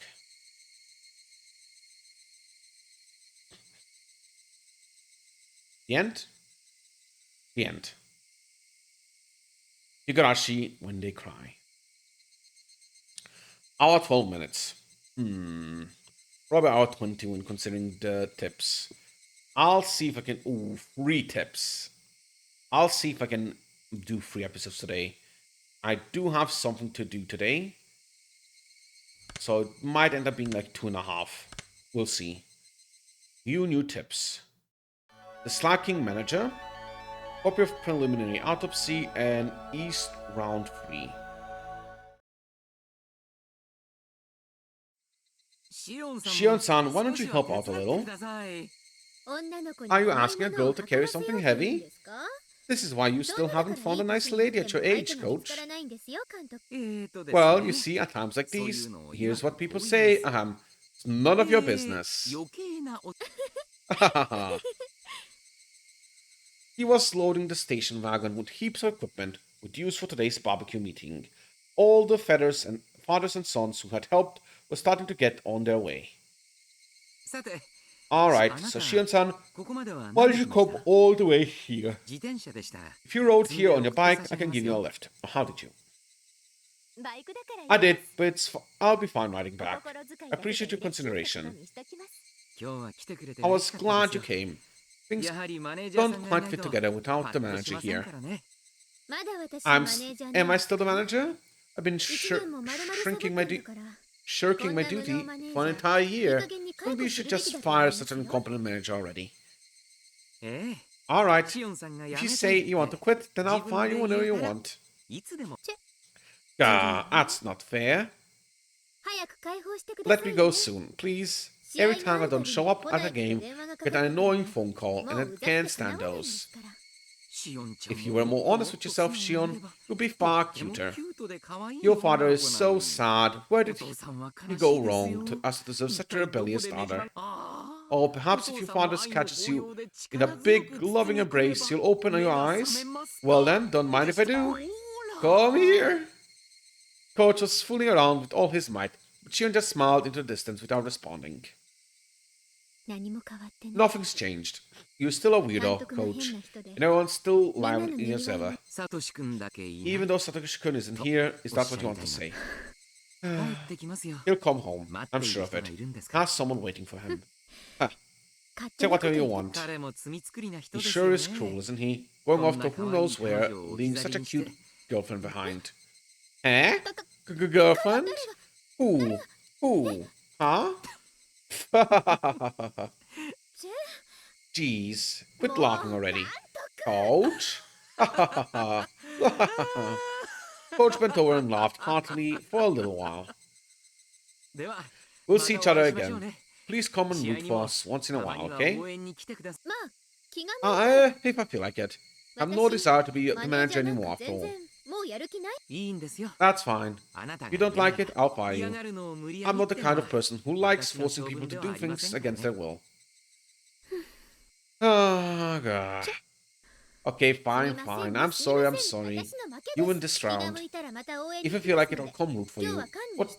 So for today, just be patient. Whoops, that time already. It's past time to return all this. I'm already making them wait for me. I'll be leaving for the day and let's meet again at the next game. Yes, if I feel like it. Goodbye, coach. Interesting. So Shion and Satoki were semi-boy girlfriends? Possibly? Would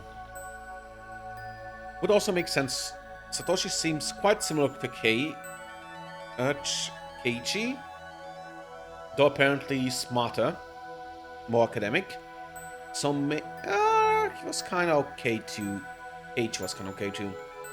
Anyway, would make sense that she would fall so easily for Keiichi in Chapter 2, assuming that's true, if he's so similar to Satoshi. Maybe. Copy of preliminary autopsy. The autopsy suggesting the victim was killed in the following manner. Entire body bound in restraints. Traces left behind from when the body seemed to have been bound indicated usage of specific restraining table rather than rope of another common method. Finger joints on either hand appear to have been bound specially tight.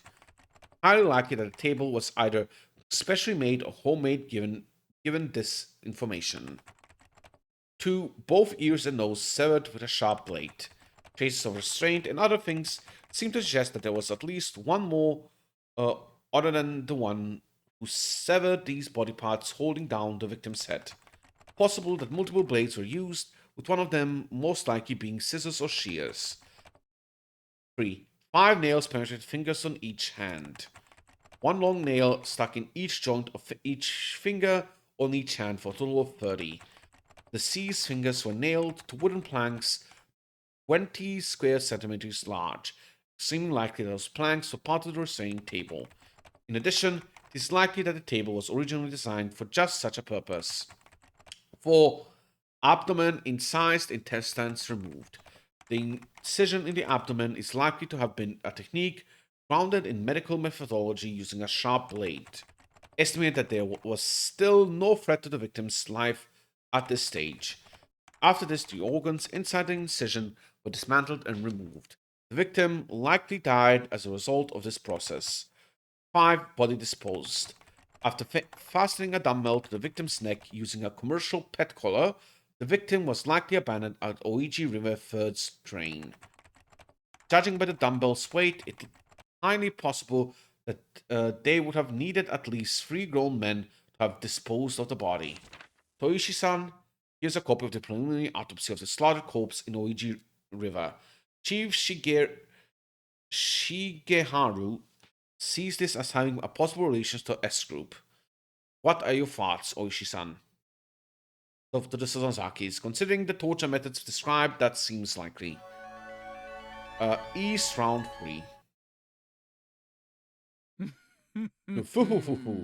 There it is. Ron, Richun, Fridora, Mangan with 1,500 extra. What? What's up with that? How did you have free Dora? You idiot. You're the one who flipped over another Dora when you knew Oishi was in Tenpai. That's what you get. Getting more Doras was the only thing I could do after revealing the Chun. You can't discard a Dora pal after Yakuhai is out. Oishi grinned meaningfully as his buddies, swearing began breaking down the walls and reforming them. By the way, Oishi-san, identified her yet? What? Oh, the mutilated body in the drainage channel. Any new leads come here? Yes, well, you have to find proof yourself, though. You're really something. Who was the deceased? Rina Mamiya. Actual name, Ritsuko. Rina Mamiya. Apparently, she worked for the Blue Mermaid, a hostess bar on Shishibone Flower Road. Phew, that's a nasty place. A young leader of the Sozaki owns it, yeah? Sozaki, whoops. Straight to the S group. That mountain will be tough to scale. Rumors say that the deceased have been dipping into Sozaki's protection money, and on a pretty significant scale too, from what I've heard.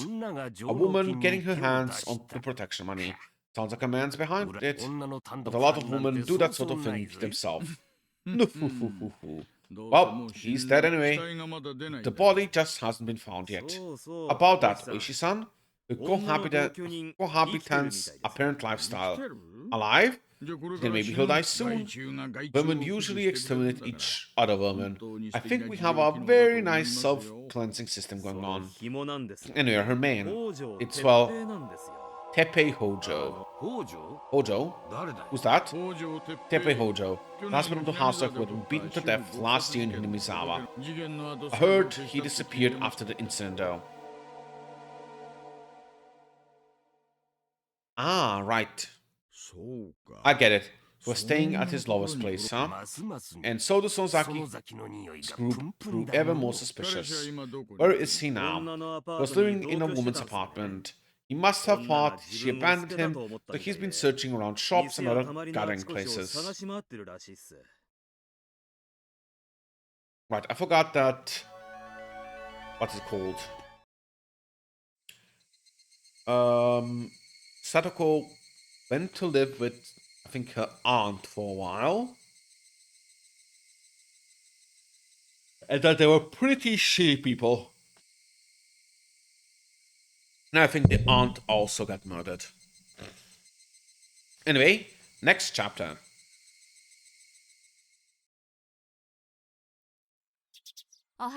Morning, Keiichi. My. What time did you get to sleep? I did not sleep well last night. My mother can tell from a single glance. Had the worst dreams.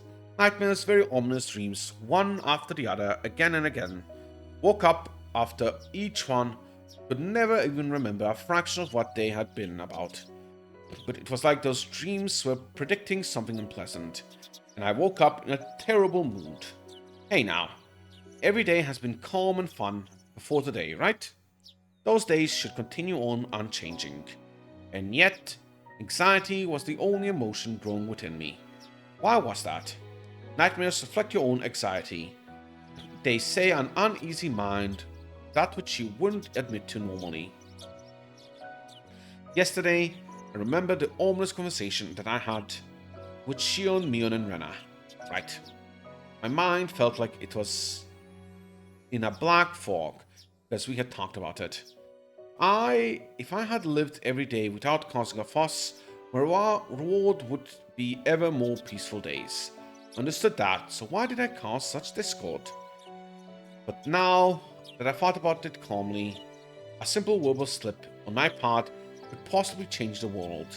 Yeah, as long as I was sorry for doing it, and never talk about it again, there's nothing that anyone can blame me for, right? Besides, how would my fate possibly just because I talked about that? How would my fate possibly change just because I talked about that? Nothing was going to change. Yeah, nothing would change. Nothing would change, nothing would change. Ha ha ha ha. That's a creepy smile. If you're still half asleep, then go wash yourself. I'd finally cheered up enough to smile, and Mom slapped me back down. Now I was irritated again. There wasn't much time left before I had to meet up with Rena. I frantically started to get ready to go to school. Have a good day. Watch out for cars. There's barely any cars to watch out for. Ninizawa anyway. I dashed out to the front door. The morning air was far more refreshing than the water on my face. That's right, Keiichi Mibara. I'm sure you're sorry enough about it and reflecting upon your mistakes. That's enough. Now let's pull yourself together and get to school. And return to fun, enjoyable days, where everyone laughs, plays, and just has a fun time. To be nice to Satoko as an apology too. Yeah, wasn't I supposed to be her Nini until Satoshi's got back? Good morning, Keiichi-kun. Rena too looked nothing like she had yesterday when she said that weird stuff. If I could only forget, then I could still act like nothing had happened. I called out to her with all the energy I could muster. Hey, morning Rena. Early as usual today.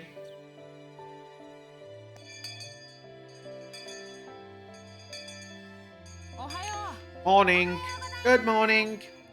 There was a little time before the same old morning homeroom began. But Stoko and Rika-chan were unusually absent. Uh-oh. Maybe they went to play somewhere? However, looking over and seeing none of their things, so it looked like they really hadn't come to school. Huh? They're almost never late. Rena seemed to be enjoying herself, thinking about what their excuse for being late would be. Mion said something nonsensical as well. Imagine how funny the reason they were late must have been.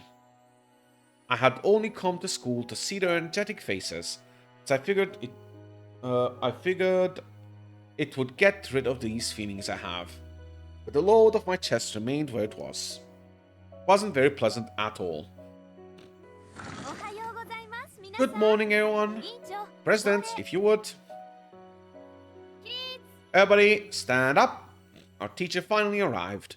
Then finally, I heard the pitter-patter of footsteps running down the hall. Patter. Rika-chan was the first to run through the open door. And then Satoko didn't come. You're late, Furude-san. Where's Hojo-san? It was unusual for Rika to be late, but equally unusual for Satoko, a ball of energy, to be absent at all. Everyone's eyes were wide at the series of strange events. Satoko might be a little late. She has come down with something? Teacher walked over to Rika-chan and they started talking in hushed tones. Ha ha ha ha. Rika-chan is late and Satoko is absent. I guess crazy things can happen. Let me guess. Satoko's remaining uncle is fighting for custody for her. Or something crazy like that. You're right. But I wonder what happened to Satoko-chan. Is she sick? Why now, when I most wanted to see Satoko's energetic face? That the unease that had been building since last night tightened in my chest. Kei-chan, you worry too much. Sometimes girls of her age can't help but stay homesick. Kuku. Nii-chan, you're not supposed to say that around boys. Mion laughed indecently. Normally I would laugh along with her, but right now I just didn't feel like it. Dring, dring, dring. Homeroom ended and we went to talk to Rika-chan in the short time we had before first period started. Hey Rika-chan, you look so sad, so very sad when getting yelled at for being late. I'll make sure to pet you today. I was very aware of my gloom this morning, so I strove to keep my tone cheerful. Petted Rika-chan's head the same way she always did, but she didn't cheer up at all. Meep. What happened to Satoko? She get sick? For instance, she got a fever from playing around too much yesterday. If that had been response, I would have accepted it in a flash. Aww. With the atmosphere on, Rika-chan felt somehow heavy. It felt a little weird and actually made me feel unusually worse. Hey, come on. He certainly thinks that you can't talk to boys about. Kei-chan, back to your seat, back to your seat. Mion, acting just like a club president, pulled me back to my chair. Rika-chan's gaze immediately fell back to her desk, and she hung her head gloomily. Rika-chan had said something odd, that Soko might be a little late. They were living together one day. Then she would have known for sure. She wouldn't have said might. I didn't understand why she was absent. That made me all the more anxious. Damn it, what's going on today? It's like we started off on the wrong foot. It wasn't going to get any better. What's the matter, Keiji-kun? You seem pretty down in the morning. Rena noticed how I looked and whispered to me while the teacher wasn't looking. Do you really seem that way? Yeah. Even Rena is starting to feel down just looking at you. Part of joking around saying, don't look at me, but I didn't feel like doing that. It's something you can tell Rena. I don't know what you're worried about, but if you could tell, if I can help, then you can tell me, okay? Won't tease you. Rena said, looking at me straight in the eye. Until yesterday, nothing strange had happened. It was a lot of fun. Huh? Rena's eyes widened for a moment, not understanding what I meant. But she remained silent and listened. It was peaceful and fun. Every day was lively. Never had any doubts that things would stay like this forever. Yeah, you're right. Every day is fun. I'm sure today will be too. You sure? How do you know? Well... Rena's feeling perplexed. I couldn't think of something to say. Didn't blame her. What I was trying to say seemed a little confusing even to me. When I think about it, I've been anxious lately. Like maybe, since every day is fun, one day it'll all of a sudden get really dark like a light bulb turned off. Yeah, Rena kind of understands how you feel. Rena nodded gently. We've always been taught that it wouldn't only be good things happening to us. Sometimes I'm scared of what's going on behind the fun.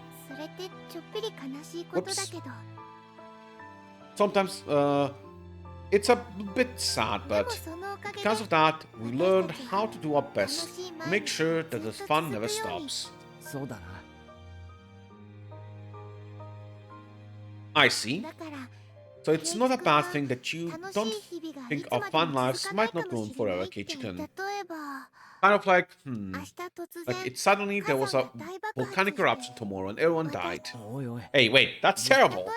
If you were the only one who survived the catastrophe, Keiichi-kun, how would you feel? How would I? Imagine myself being the sole survivor in the ruins of Hinamizawa. Rubble and bodies of friends lying in heaps at my feet. Such a abhorrent sight. Or was it sadder that all my friends had died, or was it sad that I couldn't have died with them? I didn't know which, but I'd probably cry a lot. Probably break my heart. First I think I'd cry. And then maybe you would think this. Is this my destiny, then I should have just made sure every day before this was as fun as possible, but I had no regrets. I didn't want to consider such a horrible event to be my destiny. But... I probably would think that. The fun times will end one day. Nobody knows when that will be. It makes sense to live each day to the fullest, so that if it does happen tomorrow, you won't regret anything. Yeah. It's really hard to think like that. A lot of people take their everyday happiness for granted. They think tomorrow will be the same as today, so they leave things that could do today for tomorrow. They leave the kindness they could have shown today until tomorrow, when it was unusually cheerful and silly. But right now, she wasn't like that at all. She was taking my troubles seriously. It was a little reassuring. But Keiichi-kun, you realized it. I think that's a wonderful thing. So the unease you have, I think you should keep it close to your heart. Keep my unease close? Yes. Everyone might die tomorrow in a big catastrophe.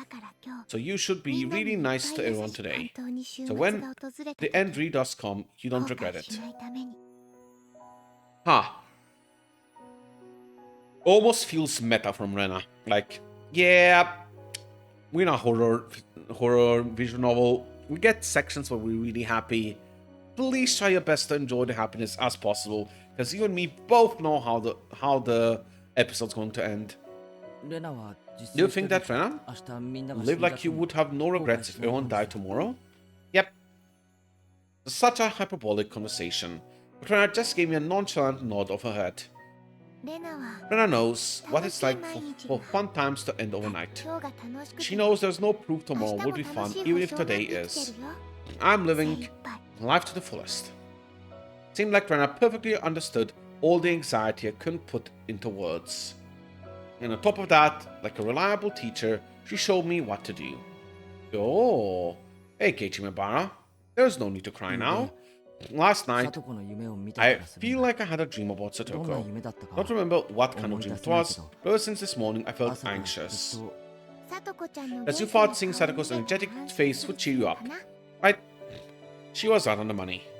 Everyone had been here with smiles on their faces this morning, then the murk in my heart would have definitely been blown to smithereens. Then if Satoko-chan arrives, you'll have to be nice to her. Actually, it's totally fine if you play your usual pranks on each other, as long as you're having fun. Yeah, you're right. So that even if these fun days come to an end, I have no regrets. I couldn't tell if what Rena told me had been comforting or just made me more anxious. But it was enough to make me think that if I saw Satoko again, I'd be honest with her.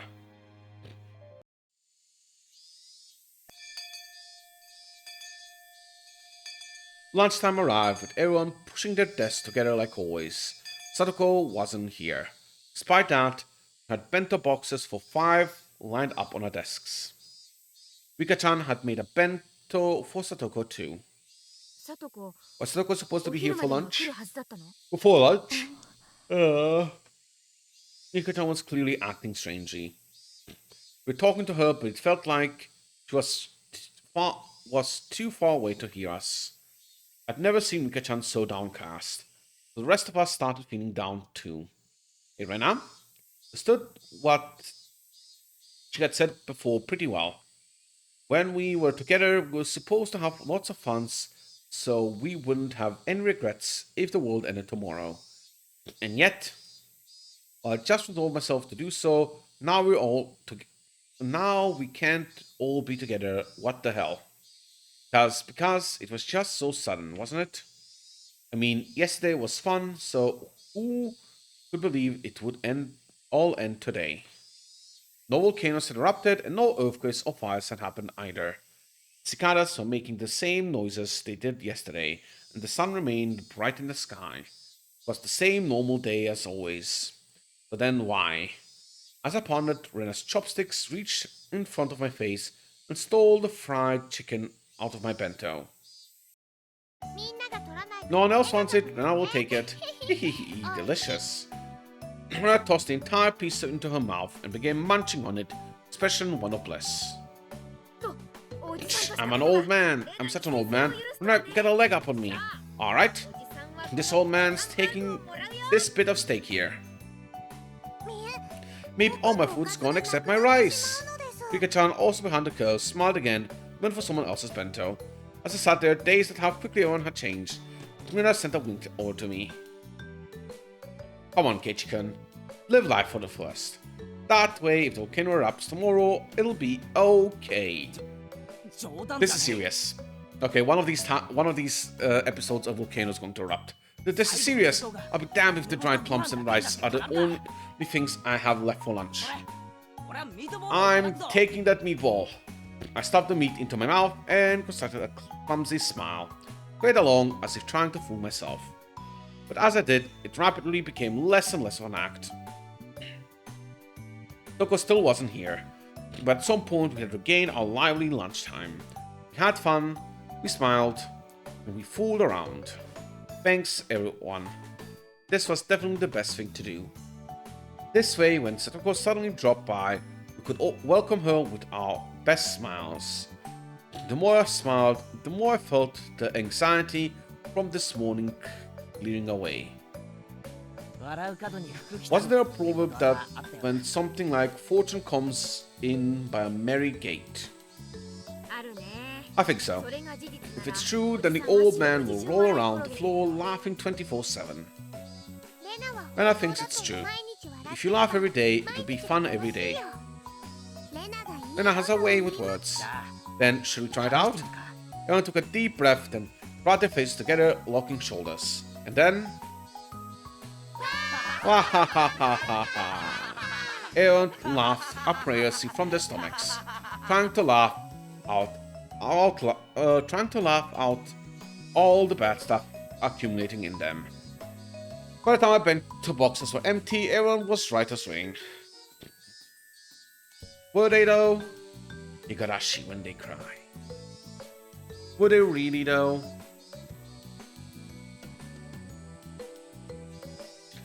Windows Defender!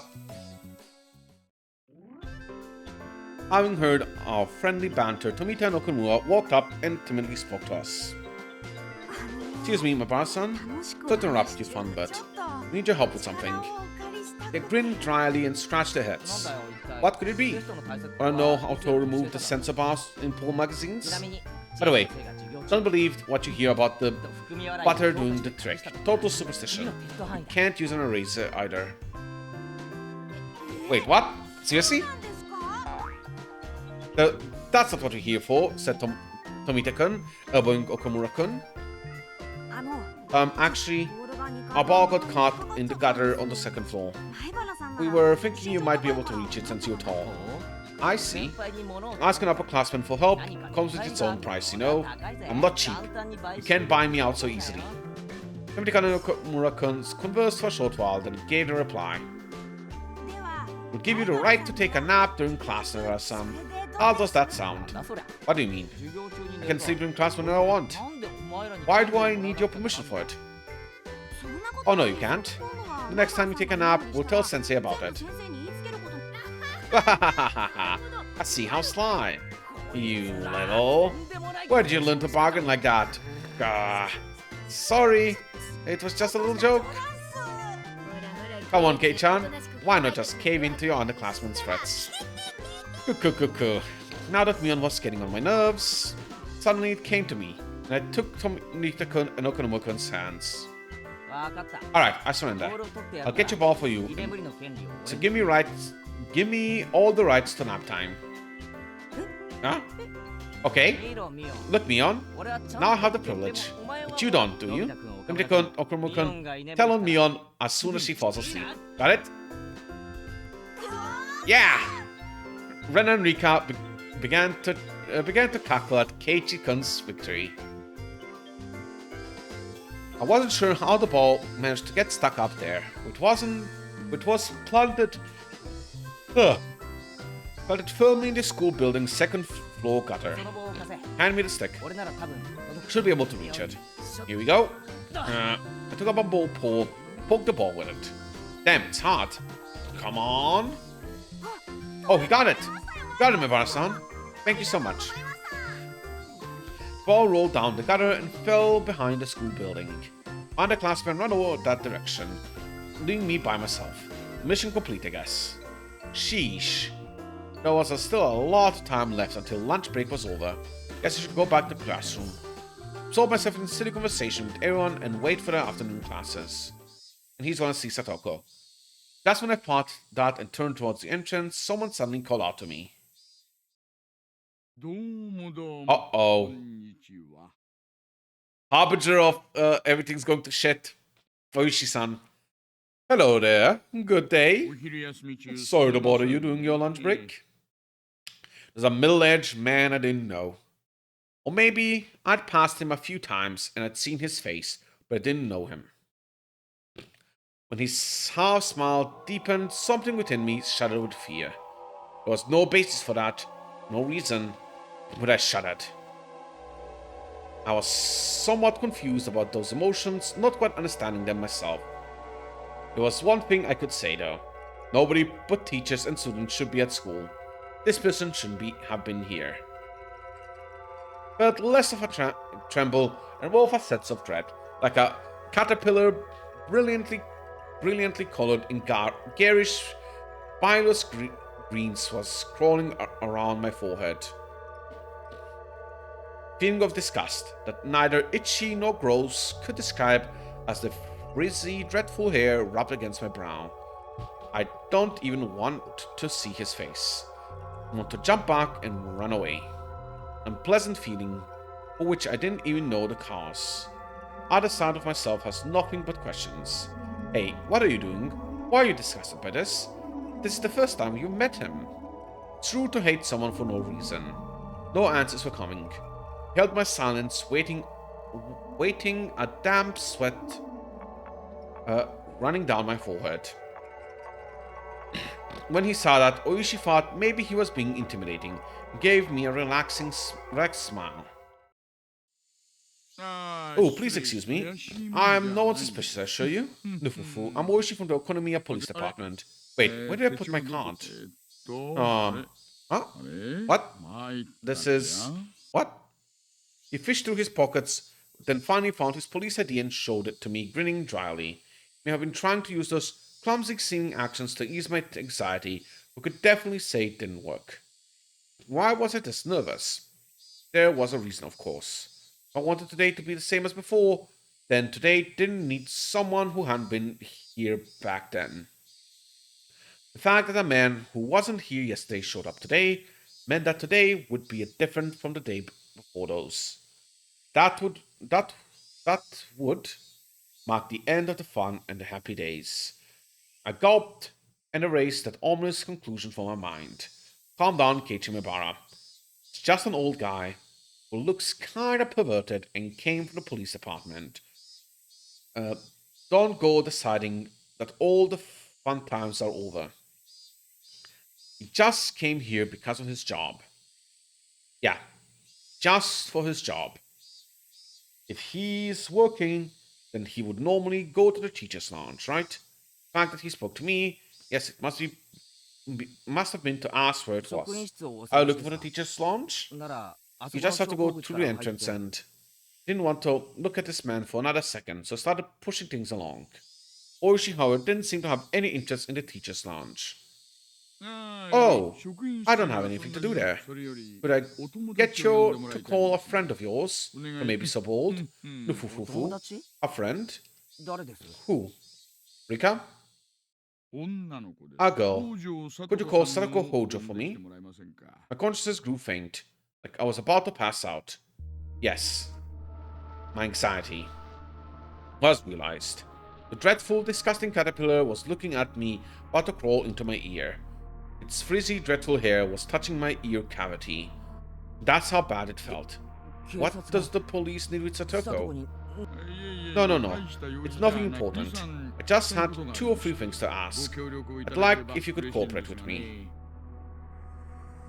Why? Why of all people was it Satoko? Why would a police officer come here in the middle of the day for something that wasn't important? The man was strange. Ah, shit. I accidentally pressed the skip button, it seems. I could smell it. It smelled bad. Just a whiff of it made me want to grimace.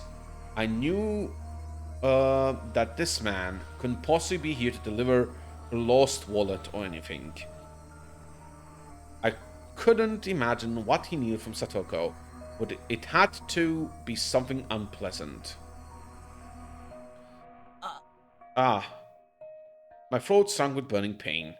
Burned like a parched, creviced wasteland. The wasteland broke apart deep in my throat and brought out the words from deep in my mind. May need something from her, but I don't think Satoko needs anything from you. Could you please leave? Oishi-san probably didn't expect that reply. He stood there surprised for a few moments. I did as well. Hadn't thought words like those would ever come out of my mouth. Things might still work out. The guy may have showed up out of the blue, but if I drove him away, maybe I could make it so that it never happened. If I could do that, then I could go back. The peace we had until yesterday, I could get it back.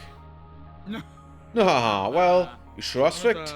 Are you Satoko-san's manager, perhaps? Can I not see her without an appointment? If you want to talk to her, shouldn't you just call her? Bugging into school in the middle of the day isn't normal. Breaking through a dam would have been the perfect analogy to use. Why didn't I like this man? This man shouldn't have been here. I needed to make it so that this man wasn't here. Childish, selfish emotions bubbled up from the depths of my mind, and they came out of my mouth just as it had been formed. Not liking the guy was my own problem, but to say things so bluntly to him, you and I thought I was crazy. Oh, you're the logical sort, aren't you? I'm not too good with people who talk like that. Oishi grinned and scratched at his sweaty throat. Even as he feigned stupidity, I could tell he was irritated. Hey, Keiichimabara, why am I looking for a fight with this old policeman here? It's not like he brought a gift of misfortune with him, all wrapped up in a paper, right? Right. It wasn't like he had brought a package of misfortune with him and was asking me to sign here, please. Rationally speaking, I understand all that. Then why was I so... Finally, outlasted Oishi's game of silence, and he gave a big sigh. He addressed a few of my female classmen running around nearby. Excuse me, all of you. Do you have a moment? I'd like to call Miss Sadako Hojo if you could. My classmen tried to smile and reply, but they noticed the oddly stiff air atmosphere around me. Seemed to hesitate to give a quick answer. Is she not here? Sadako Hojo-san? Hojo-san, she stayed home today.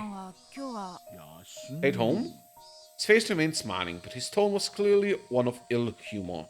Such conspicuous spite caused my underclassmen, but answered honestly, to cringe in fear. I see. Ha ha ha ha. Dear me. I'm quite unlucky. He was smiling broadly, but the way he laughed didn't make me feel better at all. When he noticed that his laughing wasn't getting anyone else to laugh with him, he immediately stopped. So, you girls, could you tell me the name of this boy here? He grabbed the little girl by the shoulder so they wouldn't run away and crouched down to address them at eye level. The girls flinched away from the sharp, piercing light in his eye.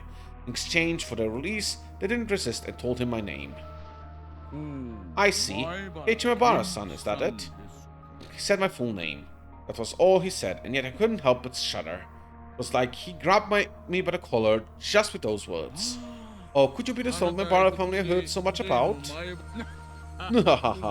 Your father's a renowned artist. Your works go on display twice a year in the Great Exhibition in Tokyo, don't they? I don't know what sort of fantastic pictures he creates, though. Then there's your mother. She seems intelligent, too. But she heard she has a high academic achiever. She went to some girls' university, didn't she? It's amazing for someone that age to have graduated from a girls' university. Could your mother actually be a daughter of a respectable family? At least, those are the rumors that they say she could. She's a cold person because of it. Did you know that? She only went to the very first neighborhood association meeting, right? That's certainly no good. You can't disrespect your neighbors in a place like this. A sense of eeriness slid up to my spine. That was my first experience of true horror. Couldn't believe it felt this terrible for someone you've just met to know everything about you already. Oishi clamped onto my shoulders. Whoops. Clamped on my shoulders and brought his eyes to peer into mine. In a place like this, it would be far better not to make enemies, wouldn't it? If not... Ow! Oishi dug into my shoulders with inhuman strength. Gah! And if someone unexpected were to happen, you might see some drawbacks. You ever heard of karma? It's like how a butterfly flapping its wings can cause a tornado. Grudges born in strange places could come back to you in ways you wouldn't believe. You wouldn't like that, would you? No one wants to have a grudge held against them. There's nothing positive about making enemies. What's the matter? Your shoulders are very stiff. Should I give you a massage? See? Feels good, right? This man wasn't just strong. It was like, knew exactly where to press to make me feel pain. Only 4 or 5 fingers were on my shoulder, yet the pain made me want to bend over backwards. Ugh. A few of the girls from my class were pretty shaken up, but didn't seem to want to help me. They weren't sure if they should call the teacher. As for me, I couldn't take the time to wait until the teacher got here. Ugh, it hurts. もうそれくらいに Would you なさって mind くださ leaving い things at that? 痛がってます You're よ hurting him. Huh? Behind Oishi-san, someone, to my disbelief, it was Coach. Oh my, it isn't Dr. Erie. It certainly has been a while since you last in touch. No, foo. Discomfited by Coach's sudden appearance, Oishi-san laughed scornfully. The vice on my shoulder, however, remained as strong as ever. 挨拶はいい Never で mind the す greetings. それよりも Please just let go of 前原君を Murbaru-kun. 話してあげてください Oishi-san smiled daringly and glared straight at Coach. He didn't release me in the meantime, of course. I was just thinking of stopping by your place later, Doctor. You always seem so busy. We can never have a good chat. Yes, if you want to chat, I'll chat with you all you like. Please be sure to have a warrant first. Or otherwise, I can refuse to go voluntarily into questioning. Coach didn't display a shred of the weird behavior shown at the baseball game and barbecue. He started steadily at Oishi and fought so that he would release me. His chances were terribly bad, of course. Compared to relaxed Oishi-san, Coach seemed like he was being defeated mentally. Made sense. Coach had a somewhat narrow stature, but Oishi-san's body was packed with muscles. It wasn't even a contest. The Coach was fighting for me, without taking a step back. Beads of sweat formed on his face, and though he paled, he was fighting for my sake. No, ha ha ha ha. Suddenly Oishi laughed and let go of my shoulders. Body exhausted fell right onto my backside. Barkun, 大丈夫ですか are you alright? Ah, damn it, ow. Rubbed my shoulders where Oishi had latched onto them. The pain from falling over went away quickly, but the pain was lingering. 大丈夫です Are か you alright, ひどい Nabarkun? こと It's terrible. くそ Shit, ow, ow, ow. あい Was just giving him a little massage. Nabarkun, aren't you exaggerating a bit? Boys have got to learn to man up. Got to retort, but I couldn't think of 肩 anything は上が witty. りますか Can you lift your shoulders? 痛みますか Are they in pain? 痛みが強い If よ you う really な hurt, then you ちゃん should と have a 診 proper 察をし checkup. とにかく Let's just go to the nurse's office. Coach let me his shoulder and walk beside me. What an exaggeration. I'd be the last person to do any sort of permanent damage, right? I'm still an active police officer, you know? No, foo. さあ Come, I ど don't んな know ご what you 用があったか needed 存じませんが to be here もう for, ご用が but な if い you've ならお finished, 帰 then りを please 今日の leave. ことは I'm going to complain to 今 this 度所 about 長さんに directly to the 直接 chief, so 抗議 please します keep から that in mind. Oh, that's a problem, ain't it? No, foo. Oisan waved his hand sarcastically, pivoted around, and headed to the car parked in the school gates. Without turning back around, he got in it and started the engine. Damn. Who in the hell was he, damn あい it? つは He's a 大 detective 石クランド named という刑事 Harudo です Oishi. 乱暴者で and a hooligan. 村中に嫌われて Everyone in い the る village 男で hates him. 前原さんも Mabara-san, 用 you 心 should be した方 careful がいい too. Harudo Oishi. Just like I thought, my gut instincts wasn't wrong. He would be the one. The one to bring unhappiness, misfortune, something that would ruin our peace. Shit, I won't accept it. All these fun days can possibly end just because some guy like him showed up. I won't accept it. Coach seemed to be familiar with the school, so he brought me to the nurse's office without much trouble. Girls from my class came along looking worried. Our teacher and the principal, having noticed the disturbance, came to see what was the matter. 前原君 Barrow-kun, どうしたんですか what's wrong? 怪我でも Are you hurt? 前 Well, 原さん there was this weird man in the schoolyard now, and Mabara-san. Coach gently interrupted the girls, trying to explain. いえ No, ちょっと転ん looks で like he ひねった just みたい fell で and す twisted something. 大丈夫だとは I 思いま think すけど he's alright. 念 I の wanted た to め make 保 sure. 健室をちょ It's っと fine お with 借 you. り I'll いたし borrow the ます nurse's office for a bit. うん Please do, Dr. よ Irie. ろしくお願いします The ぞ principal gave me a deep bow. I looked like Coach was acquainted with the adults at school. He slid open the doors to the nurse's office, but there wasn't a nurse in there or anything. I'd figured. I'd never seen anyone but Chie-sensei and the principal walking around. Coach didn't seem to mind the fact that there was no nurse and quickly made his way to the nurse's office. He instructed me to sit down and started washing his hands in the sink. Oh, I get it. He's the coach of the boys' baseball team. He must be pretty used to treating wounds with first aid. ちょっと Could you show me 患部を where 見せて it もらう was? まだ痛みま Are す you still in いや pain? No, it doesn't hurt at all anymore.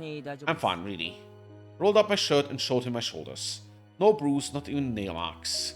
And yet it hurt so much I thought my shoulders would be crushed. Even the pain had disappeared without a trace. It hurt so much, but not so much as a bruise remained. Just means he's used to doing that. Used to it, huh? Next time you meet, don't provoke him. Nothing good will come out making him angry.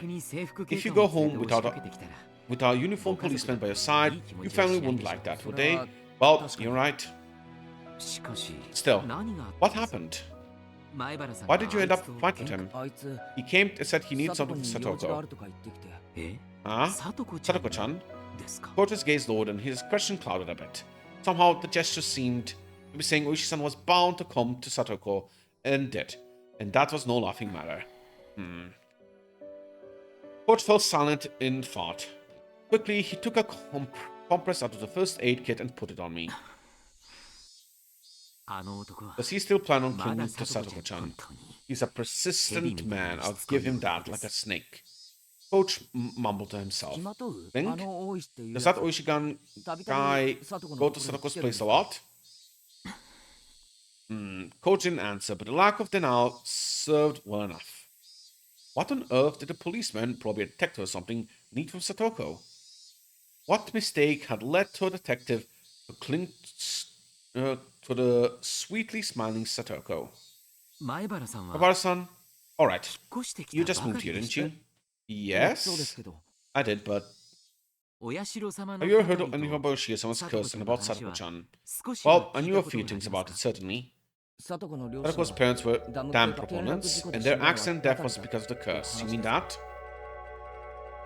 Coach smiled thinly and dryly. So you know, he said, dropping his gaze. I recall correctly, there were an accident on the viewing platform at the public park. She'd gone to with her family and her parents died. And then was just big brother and little sister. And then she was with Rika-chan and when they lost their parents, Satoko-chan and her brother Satoshi-kun were given to their uncle and his wife to care for them. Oh, is that so? Their parents died in an accident. Satoshi ran away, leaving only Satoko to start living with Rika-chan. I'd known that much, but this was the first time I'd heard about them being brought to their uncle and aunt. Uncle was Satoko-chan's father's younger brother. Unfortunately, neither of the couple were people deserving of respect. Coach normally picked his words politely. So when he came out and said they didn't deserve respect, it really made me wonder what kind of people they were. As soon as Satoko-chan's parents came out to support the dam, their uncle and aunt took out on a lot of shame in the village as well. They would never have welcomed in Satoko and Satoshi. Heard that for the siblings it was a very rough life. Bit by bit, Coach told me about the numerous agonies that Kojo's siblings had suffered at their uncle's house. As their guardians, their aunt and uncle sucked up every belonging to their immediate family. Satoko and Satoshi were crammed into a small room, and their lives were laden with things that were miserable both for their bodies and minds. In the first place, since apparently their aunt and uncle weren't on good terms, there was no end to their fighting. And as if in revenge for that, whenever they saw Satoko in Satoshi's face, they would always find fault with them, scold them, yell at them, and strike them, and take away their meals as punishment. I still shudder to think about it. You've never known any Satoko but an energetic and healthy one now. You probably couldn't imagine her face being so deathly pale, a girl always standing dazed in the shade of trees. I couldn't imagine it, and I didn't want to. That was how I honestly felt. But at the very least, Satoko wasn't like that anymore. She may have had a miserable life in the past, but it was different now. Something had happened to change that. Last year on the night of Watanagashi Festival, their aunt died. She was beaten to death by a deviant with a baseball bat. Rumors spread that the curse having killed an enemy of the village on the night of the festival. The death wasn't a simple homicide either. They whispered that it was actually Oroshio-sama's curse. A few days later, the deviant arrested for drug use confessed to further offenses and incident was resolved. However, though it was resolved, no one knew whether the part about it being Oshio's curse was true or not. Their uncle is part of Hinamizawa after all. He apparently grew up incredibly frightened of Yoshio-sama's curse and went into hiding. From what I've heard, he's been staying with an intimate lady friend somewhere in Okonomiya. And Satoko and Satoshi, were they released? Their aunt died and their uncle died, fled. There was nobody left to torment the siblings then, but as if picking up their torch, the man started showing up with alarming tenacity. That man? The coach lowered his voice just a bit and being aware of his surroundings. I mean Oishi. The guy from before. The events that just occurred came back to me. Hard to describe ominous sensations I'd felt from him came back to me. He's a little strange. The chain of incidents surrounding Oshio-sama's curse have all been solved, yet he alone doesn't want to accept that. Accept it? The incidents were all solved and the detective supposedly with the police department didn't accept that. People say that there's something bad will surely happen to those who he gets close to. In Nizawa, they think Oishi-san Yoshio-sama's... Kei-chan! The door flew open with a rattle and Mion came rushing in. Rena and Rika-chan came running a few steps behind, then Tomita-kun, Okamura, and a few of our classmates. Kei-chan, did Oishi do something to you? Are you hurt? Calm down, Mion-san. He's not injured. Only gave him compress just in case. Keiichi-kun, are you really okay? Okay? Everyone was saying stuff about how you were being strangled. Calm down, Rena. He just squeezed my shoulders really hard. See, there's not even a bruise. Meep. Jeez. What the heck were you all doing? We're friends, right? Why were all you standing around? Why didn't you help Kei-chan? We're sorry, President. Mion yelled at our classmates, baring her fangs. Tomita-kun and the others hung their heads in silence.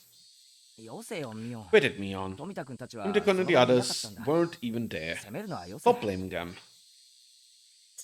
Damn it. Oishi. Mion kicked the floor with her heel a few times, her temper running hot. Our teacher, overhearing the commotion, arrived as well. Hey, come on, Aaron. Don't make so much noise in the nurse's office. President, take Aaron and leave, please. Come on, Aaron. Let's get going. Keiichi-kun is fine. You too, Mi-chan. Mion, letting her emotions get the best of her, so Rena stepped in instead and led Aaron out of the nurse's office. The detective from Okonomiya Station, Kurudo Oishi. It looked like the first impression I'd gotten from him hadn't been a mistake. Otoko's absence had amplified the vague apprehensions I'd felt since yesterday. And Oishi-san's appearance basically sealed the deal. Alright, I'll get going. I originally came here for Chie-sensei. There's something to do here. Sorry for causing you trouble. Don't be so humble, he said, smiling easily. There was a side benefit to all of this. I was lucky enough to experience so much of your soft silky skin, Mabara-kun. Hafu. The usual for Coach, anyway. Parting words, he instead continued. Please excuse me. You weren't wounded badly, so please avoid putting pressure on your shoulders or anything along those lines. If you get a high fever or it starts to swell, contact me right away, okay? I don't think it'll happen, though. Oh, that's right. Coach, before everyone came in, you were going to say something. But the people think Oishi is Toshio-sama. As he was about to leave the nurse's office, Coach placed a hand on the door and stopped. Right. They think he's Oshio-sama's servant. They say bad-mouthing him, though. Oshio-sama's servant? Do you know about the serial freak deaths incident that occurred in Himisawa every year on the night of The Higurashi festival. I don't know, that's the Oshio-sama's curse. What? Freak deaths? What? Now that I thought about it, it did seem to remember hearing Mion on someone in class talk about it like a ghost story. On the festival day in June, one person would always die, another person would be spirited away. But they seem to call it demoning away here. What a fine story that was. I figured they made it up to scare me, but was it true? I don't have any idea who first suggested this, but at some point everyone started calling Oishi Oyoshiya-sama's servant. Why? Because the rumors go that he decides the sacrifices for the curse every year. Whenever June came around, Oishi-san would start paying frequent visits to Hinamizawa, because Oishi-san had persistently questioned most of the dead or disappearing people. 4 years ago, it was known that the victim of dismemberment, rumored to be sacrificed, had been seeing Oishi-san numerous times linked to the incident. The sacrifice 3 years ago was Satoko's parents. Right before their accidental death, Oishi-san apparently visited their home. The one who disappeared 2 years ago was Rika-chan's mother. And then again, the people know that before she vanished, Oishi-san had been talking to her extremely frequently.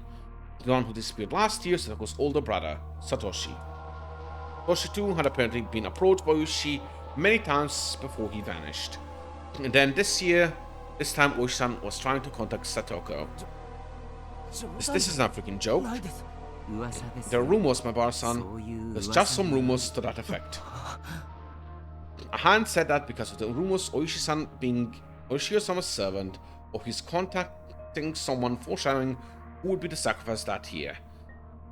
That's because the ominous hatred I felt towards Oishi was becoming more substantial, more real. Today, Sadako, she was absent today. Wait, really? That looked like news to Coach. I thought he might have known why Sadako was absent today, but... Then I'll get going. 前原君も早くみんなのところに行って安心させてあげるといいでしょう。 We should go back to the others and put the minds at ease. You're right. I will. Patter. Coach left the nurse's office and headed towards the teacher's lounge. Scene end? Scene end. Higurashi when they cry. Got a feeling today's going to be a long in-game day. Oh damn! Ah! Instantly proved wrong!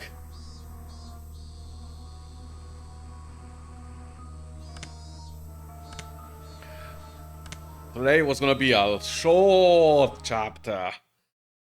Research notes and Oishi's post memo. The Hojo family. Every year Oshio-sama's curse claims 2 victims. This means that with 4 years in a row, there have been 8 now. It's worthwhile to note, half of them have been members of this family. Note, the curse of the second year, a certain falling accident involving the death of Hojo, a dam proponent, and the disappearance of his wife. She was pronounced dead the following year after being considered to have vanished under perilous circumstances. The curse of the 4th year involved the death of Hojo's sibling's aunt, who was their foster mother, and disappeared on the disappearance of the elder brother. The Hojo family is a poor one, and it's hard to say Mr. Hojo's job went very well. Apparently, upon re-employment via family connections, there was a plan for them to return to the home of the mother's side of the family. For Mr. Hojo, the eviction due to the Hinamizawa Dam project, the payment of a larger amount of compensation money was essentially a windfall. Mr. Hojo actively embraced the Ministry of Construction's negotiations from an early stage and was selected as a representative of the dam proponents. It was rumored that he had been bought out by the Ministry of Construction for doing so, but the truth is unknown. However, the dam proponents were in a vastly outnumbered minority. In addition, as the Sonozaki family strengthened its foundations and promised support against the dam, All of the proponents, save for Mr. Hojo, switched over to the anti-dam side. At this point, Hinamizawa was completely united against the dam, and Mr. Hojo was held up to ridicule as a stooge of the dam project's proponents. He was essentially used as a scapegoat for the anti-dam coalition. In the end, the dam project collapsed with Oshio-sama's curse and the dismemberment incident. However, punishment towards the bitter enemies supporting the dam project continues to this day. There are not many left today who support the dam project, nor who had a negative reputation at the time. If there were any candidates left for the curse, it's the husband of the housewife who had been beaten to death last year, Teppei Hojo, and Mr. Hojo's daughter, Satoko Hojo. Strangely, these two are the only candidates left. Will this year's curse come down on the two of them? There is more than enough value in observing them both. In the first episode, Rena was pretty sure that she was going to be targeted. So, clearly there is something more going on here. Well, which I mean, clearly the criteria had more to it than it seems. Oishi's post memo. To Oishi-san, there was a call from you from Section 4 Chief Shigeharu. Apparently the slaughtered corpse in the Ojikawa River is related to this S group as we thought. We're still verifying what happened behind the scenes, but apparently the deceased filled up dozens of self-created fictional bank accounts to their limit with money from the S group, reaching around 100 million yen. It appears that there were 3 or 4 men with former S group connections involved in this. They already disappeared along with the millions of yen. The deceased was tortured to the point of for information, and she was clearly slaughtered for an example to others. There were apparently some real wizards chasing down the people who disappeared. They are also spreading letters to related Yakuza groups not to harbor them. There's still no evidence that Teppei Hojo is one of those people. As far as Chief Shigeharu can tell, he hasn't been told anything.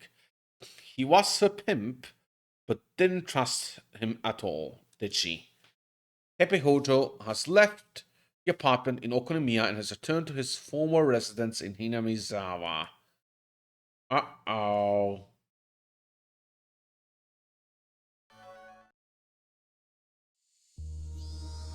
Let's continue. I wholeheartedly wanted to protect her, wanted more than anybody else what was best for her. Those emotions born from the kindness eventually became murderous intent, a pure white intention stained in red and black.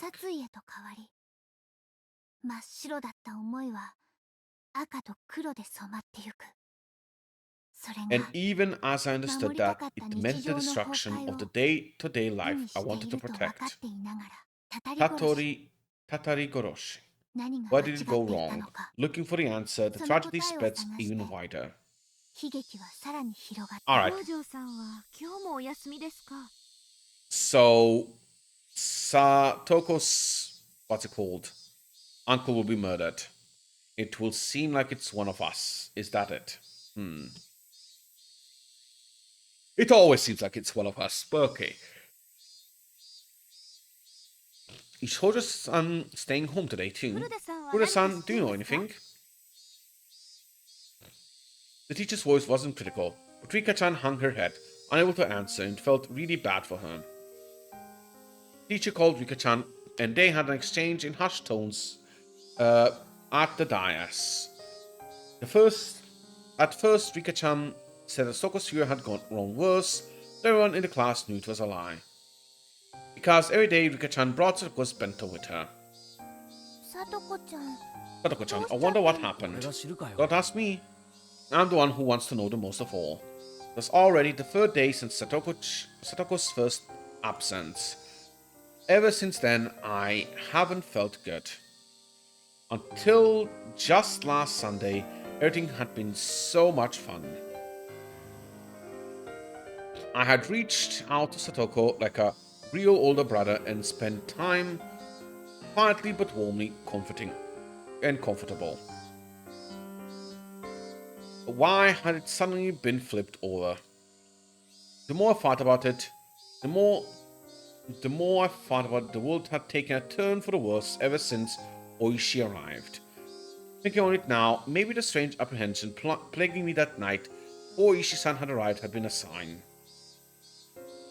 Who Karuodo Oishi, Oishi-sama's servant. Shit, that's impossible. You can't decide Satoko will be first victim this year because he showed up. That sort of slip-up had I committed to cause such fun times to end up so suddenly. Yes, it was the day before Oishi-san appeared. Shion, Mion, and Rena had spoken of the curse surrounding Satoshi's disappearance. It was so sinister it gave me a bad premonition. Such a small thing was the slip-up that invited Oishio-sama's servant.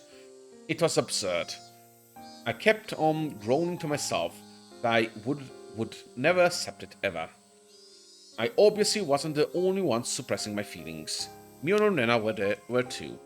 Everyone in class was doing it. Rika-chan knew something about Satoko's situation. She wouldn't tell us.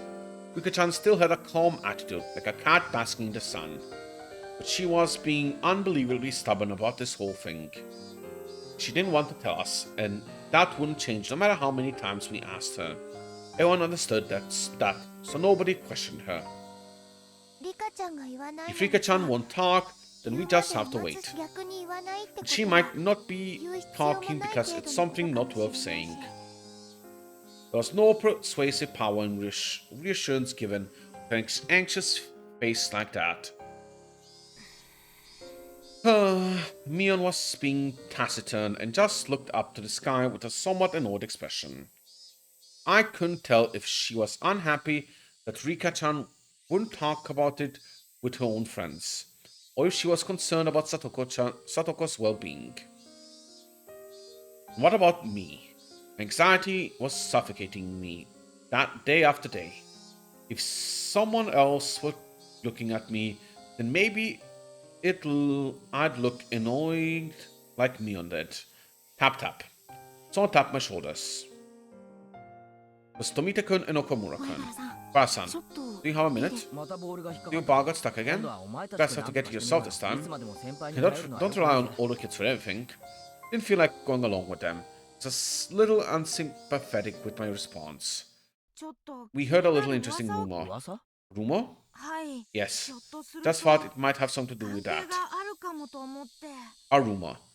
About Satoko. They didn't say it, but it didn't seem unrelated. They didn't want to talk about it in the classroom, so they pulled me behind the school building, leading further credence to that thought. The back of the school was damp and humid like always. Students didn't really come here because they wanted to. It might, however, have been the ideal location for trading rumors away from prying eyes.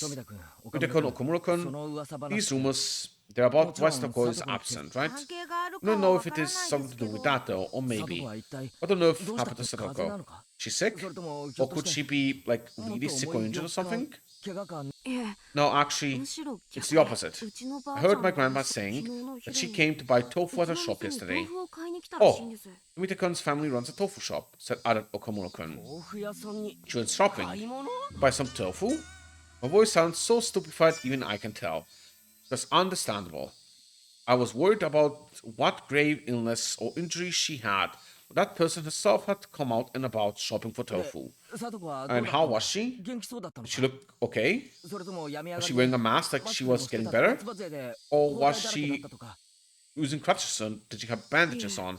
There was no signs of sickness or injuries on her, but I should have felt relieved that it wasn't an illness or an injury. My anxiety wasn't going away. Tomita-kun and Komuro-kun's expression weren't looking any better. He apparently came to buy one piece of tofu, soft tofu, but Grandma said it was strange. Strange? Why? What's wrong with buying soft tofu?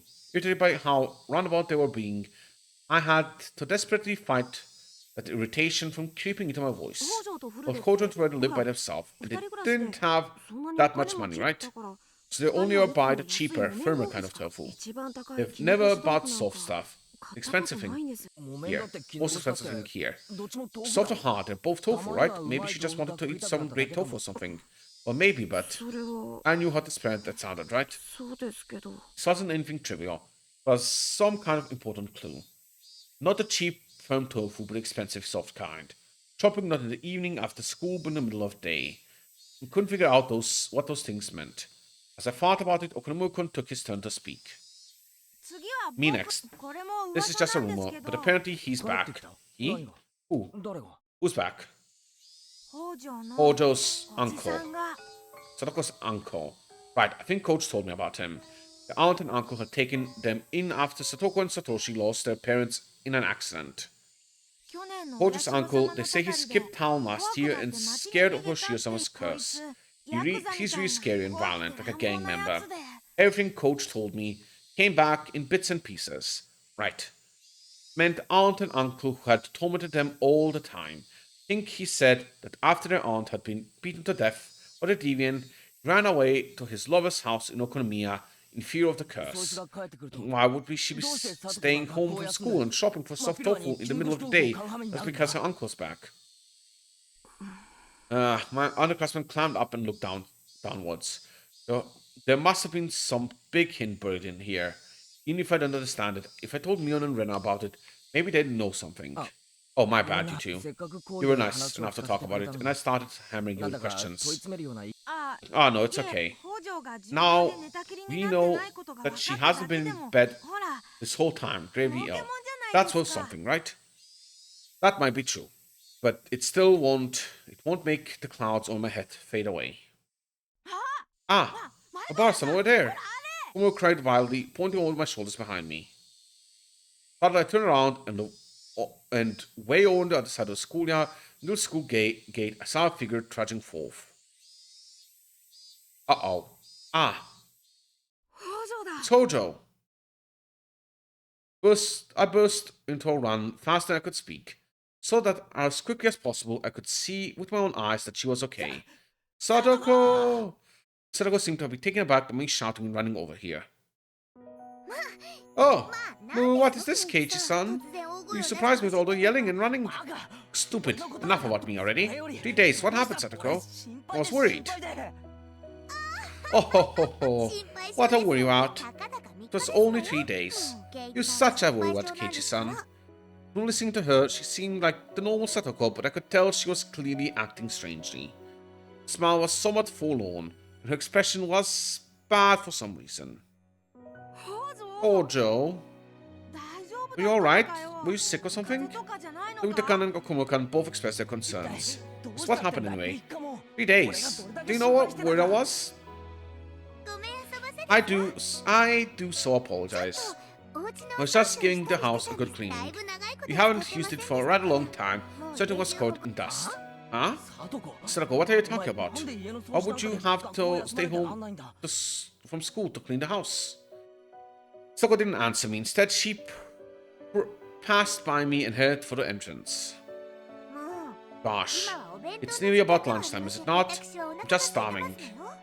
Certainly lunch break. I couldn't force her to stop after she told me she wanted lunch and she was so hungry. Well, whatever. Mika-chan's been bringing you lunch for 3 days now. You look like you can eat it today. Let's just go to the classroom. You put everyone's minds at ease. You're right. I suppose I may have caused everyone to worry. Oh ho ho ho. It sure is tough being popular. Put a hand on Sadako's shoulder and we ran to the classroom together. Up close, I was able to verify that Sadako looked somewhat weak. All this anxiety was supposed to go away when I saw her again. That's what I had thought. But now it actually started to have different fears. What the heck had happened to Satoko? Everyone in the class, of course, reacted the same exact way I had. We were worried about you. I'm glad to see you well. What were you doing for 3 days? A classmate showered her in questions. Truly apologize for causing such a fuss. Oh ho ho ho ho. She cackled. She cackled. As she cackled, she chowed down on the bento Rika-chan had made for her. Those in teacher's lounge must have been informed of Sadako's arrival because her teachers printed in the classroom her breathing ragged. Hojo-san. Ah, Sensei. I'm so worrying about these 3 days. Oh. As you can see, I'm fit as a fiddle. My, I was very worried about you. When you were done eating, come to the teacher's lounge. I have a lot to talk to you about. I must be in for a good scolding for those 3 days. I cut class. Oh. Sadako laughed sheepishly while she scratched her head. The rest of the class burst into laughter. Teacher was acting strangely, but she breathed a sigh of relief at seeing Satoko healthy and smiling as she ate her lunch with the class surrounding her. What a relief, right, Rena? Huh? Oh, sorry. Yeah, I'm glad she's okay. I looked at Rena and knew. She had a sense that something about Satoko was off. I looked over to see Mion detached from the clamor as well, with a somewhat grim expression. But Rika-chan, on the other hand, was smiling from ear to ear. She spread out the bento boxes one by one as Satoko finished them.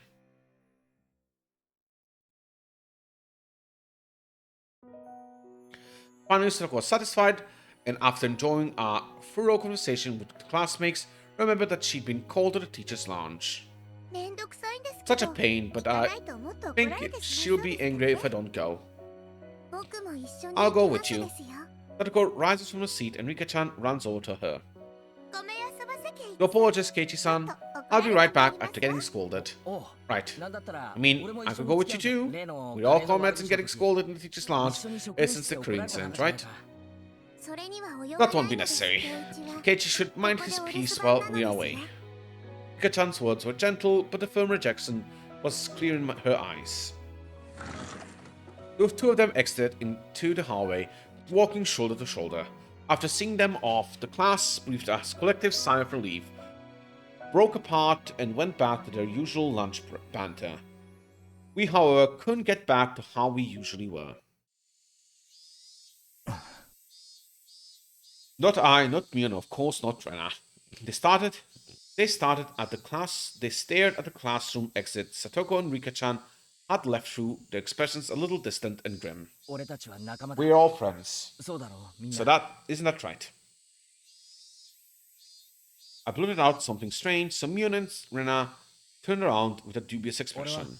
I won't keep anything from my friends, so I'll tell you what I just heard a little while ago.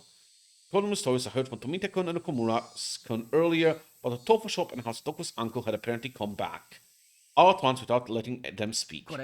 And that's all I know. If either of you know anything, please say so. I've said everything I can. I ended my sentence, firmly looking into Mion and Rena's eyes in turn. Rena stared right back at me. Her eyes didn't falter. Without even opening her mouth, I could tell she wasn't hiding anything. Then we turned our gazes to Mion. It's not like I was trying to keep it a secret or anything. Mion couldn't seem to endure our silent stares and began to talk timidly, as if she was guilty of something. Just now that you said something, Kei-chan, I guess I have to talk about it. Mi-chan, you know something? Well, I mean, I knew from the first day that Sako's uncle had come home that he just randomly showed up in Himizawa last Sunday. Why didn't you tell us that? Oh, I'm sorry. Angry shout caused Mion to flinch away, looking down and hang her head uncomfortably. Keiichi-kun, it's nothing to get angry about. You're scaring Mi-chan. Oh, sorry, I shouted at you. I lowered my head in apology. Mion accepted it and collected herself and continued. According to her uncle's relationship with his lover, whom he had been with in Okonomiya, had collapsed. Without anywhere to go, he came back to Hinamizawa. And on that Sunday, the day of the barbecue, the uncle ran into Satoko and brought her back to the house. Why did he bring her with him? Because he's a good-for-nothing parasite. He can't even cook by himself, much less do any cleaning. But he brought Satoko-chan back to have her cook and clean? But the game did not like this scene. I remember that she said she'd been cleaning the house when I met her back at the school gate. And a moment later, the pieces fell into place, into the jigsaw puzzle of unease. As for what the puzzle depicted, when I saw it from afar, I could see the answer clearly. Satoko was locked up at home and tormented into doing housework. Those are the rumors. If you knew that, why didn't you speak up? I nearly yelled that at Mion, but hastily stopped myself. Mi-chan, is that true? I haven't seen it myself, so I don't know if it's true or not. Mion looked down again and, staring at the floor, grew quiet. Just like last year? Like when they lived with the mean uncle and wife? But this uncle is completely helpless when it comes to housework, right? If Sadako's not important, then there wouldn't be any reason to torment her, would there? Keiichi-kun, I don't know what grounds you have to say that, but you shouldn't be so irresponsible. Nora clearly and directly got mad at me. You don't know much about this, so don't talk as though you do. Yes, that's clearly what she meant. Fine, then do you know something, Rena? I don't know anything either. I don't know her uncle had been taken her to the house until hearing it just now. But the situation is different from a year ago. Situation is different? What does that mean? Satoshi-kun isn't there. Satoshi really cared about his little sister. He always stuck up for her. He was her shield, so that she would be affected just a little bit less by the mean aunt and uncle fighting. That mean uncle and Satoko-chan are the only ones living there now. Can't you imagine how stifling that must be for me, Keiichi-kun? He only ever came back because he broke up with the woman he was staying with. Do you think a person who came back for such an unpleasant reason would be able to treat Satoko-chan kindly? She was right. It wasn't easy for me to imagine Satoko not being tormented. Sorry. Oh no. I'm sorry too. I sounded like I was interrogating you, didn't I? How? An awkward atmosphere floated among us. The three of us remained silent and just stared at the floor.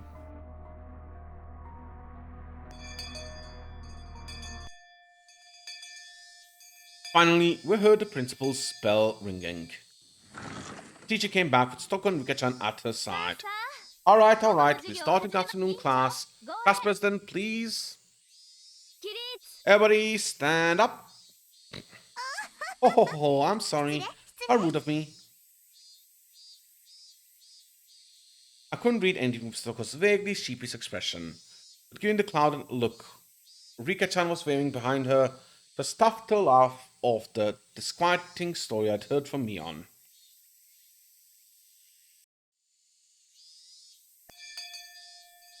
Started? Transition. Alright. First time in a while everyone's been here. Let's have a roaring good time with the whole club. Yeah, perfect. Indeed, in times like these, it's best to do what is obvious, get rowdy, and scheme against one another in club activity. Just what I was waiting for. Hey, Satoko-chan, let's play. And she won't be able to. There was a game you liked, was there? What was it again? Doesn't matter which. Tell me. Mion laughed happily, took a bunch of games out of the club room and lined them up on the desk. I think that was the first time Mion ever let someone else decide a game for her. You can tell she was being especially considerate of Satoko, thinking that whatever her circumstances, if we could just enjoy our time together as a group, that might be some comfort, some diversion. Satoko seemed to understand her feelings too and smiled vaguely, though pleased. But his head slowly moved side from side. I'm very grateful, but your feelings are enough. There are many things I need to do, so... Rika-chan hung her head in remorse. Hey, whoa, seriously? All the club members are here for once, and we're not playing anything? Desertion in the face of the enemy. What was the punishment for that game for that again? What part of the club constitution was that in? Stop it, Mi-chan. We can't force her to play with us. Hey, this old man isn't trying to force her or anything. I just thought it would be more fun for sure if we did something exciting. Really, I'm happy you feel this that way.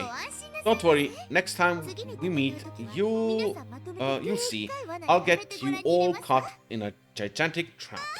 Ho ho ho ho. Sadako, while insulting us, still said she couldn't participate in club today and apologized. She quickly put her things into her bag and pattered out into the hallway, disappearing. It all happened in a blink of an eye. Satoko. Rika-chan stared lonesomely as her friend hurried home, unable to be part of the club activities. Silence filled the classroom.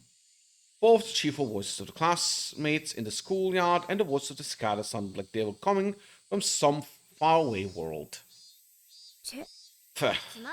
This is boring. The silence was broken by Mion's bitterness as she began putting the games on from the desk back into the locker. Everyone just stared absentmindedly at Satoko's seat, now empty. Rika-chan, maybe you could tell us about it now? Aww. Rina made a gentle smile as she possibly could and spoke softly to Rika-chan.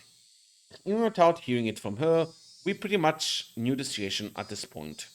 Satoko's uncle had broken up with his lover and come back home to Hinamizawa, and he had taken Satoko back home and forced him to do all the household work.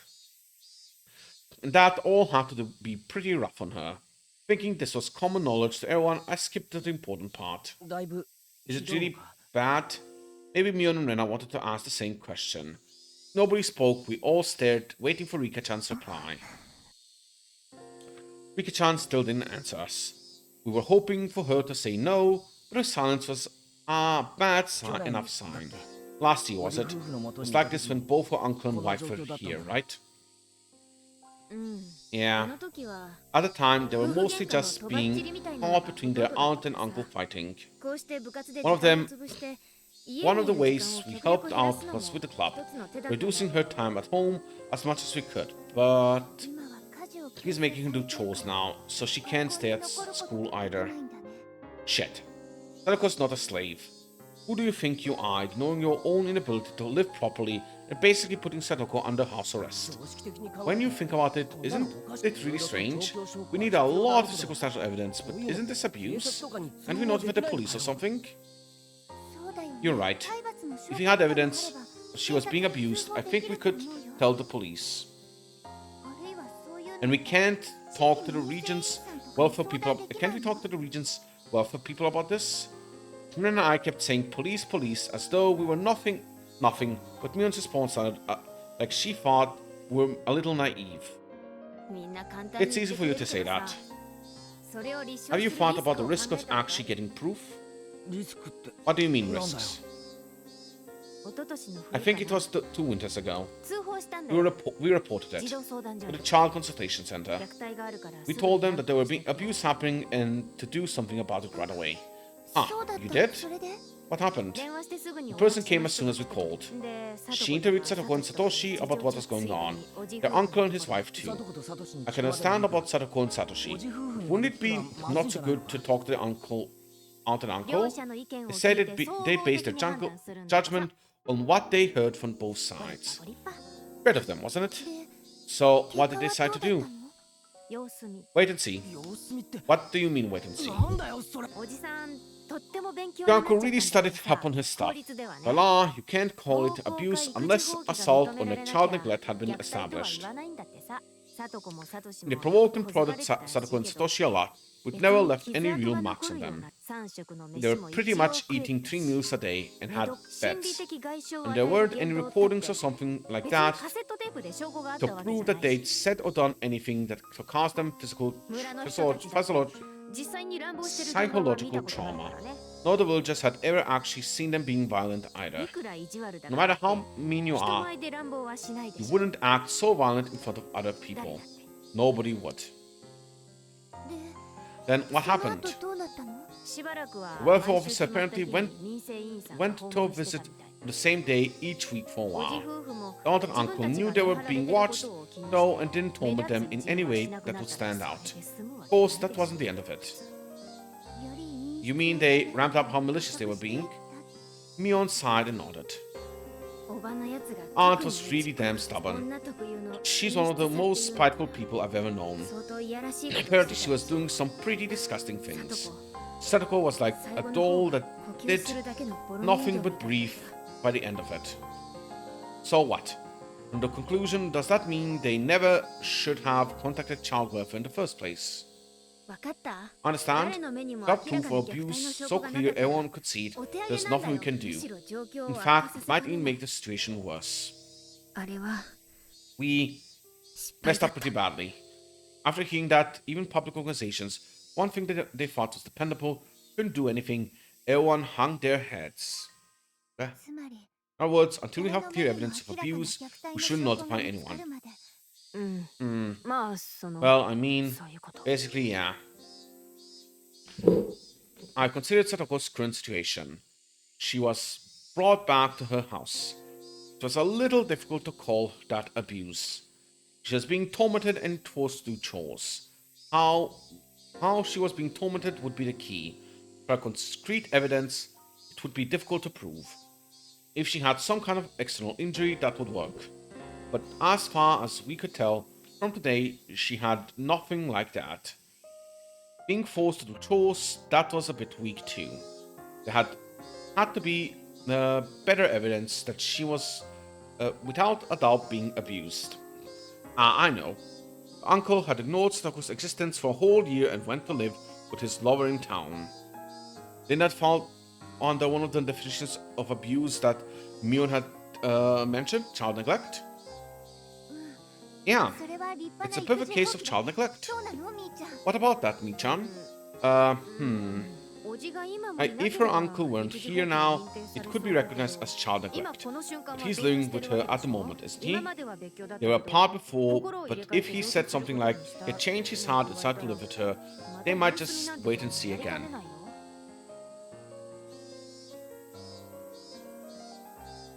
Once we reported it, we would need to be absolutely sure that they'd interpret it as abuse. Maybe we need far more concrete evidence. At least report last year's mistake. Repeat. It's sad. This means we need to sit quietly and wait for them to be violent towards Sadako-chan and leave a mark, don't we? The only part I could think of was, in the end, just watching and waiting. It left me in shock when I realized that it would be the same policy as that of the officials, but made the situation worse. As Mion said, reporting into the public agency would be a gamble. If we're going to pick a fight, it would have to be one we couldn't afford to lose. If we were gambling without enough money, without enough evidence, our defeat would be assured. If we took the time to amass enough money that we could be assured of victory, then that would mean pretending we didn't see Satoko's plight for a considerable amount of time. Stop bringing this up now, but how is Yuka-chan able to live by herself? Yuka-chan had lost her parents, if I recall correctly. From what I'd heard, she had no relatives either. She was forced to live on her own as a result. Her life was unfettered, free of restrictions.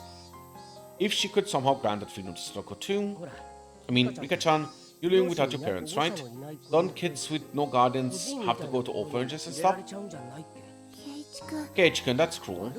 I'm not saying it to be mean. I only asked because I thought maybe there would be a hint to saving Satoko.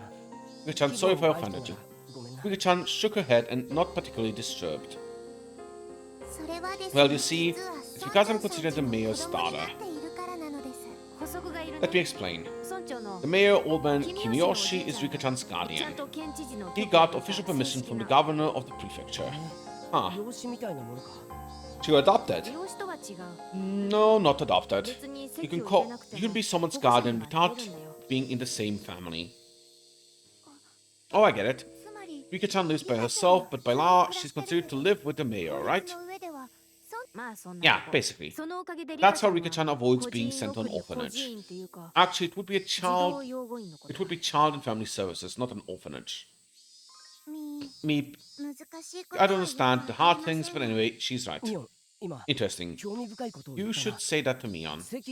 You can be someone's guardian even if they're not in a family. Then shouldn't we have the mayor or someone else become Satoko's guardian, if only on paper? Then she'd be the same position as Rika-chan.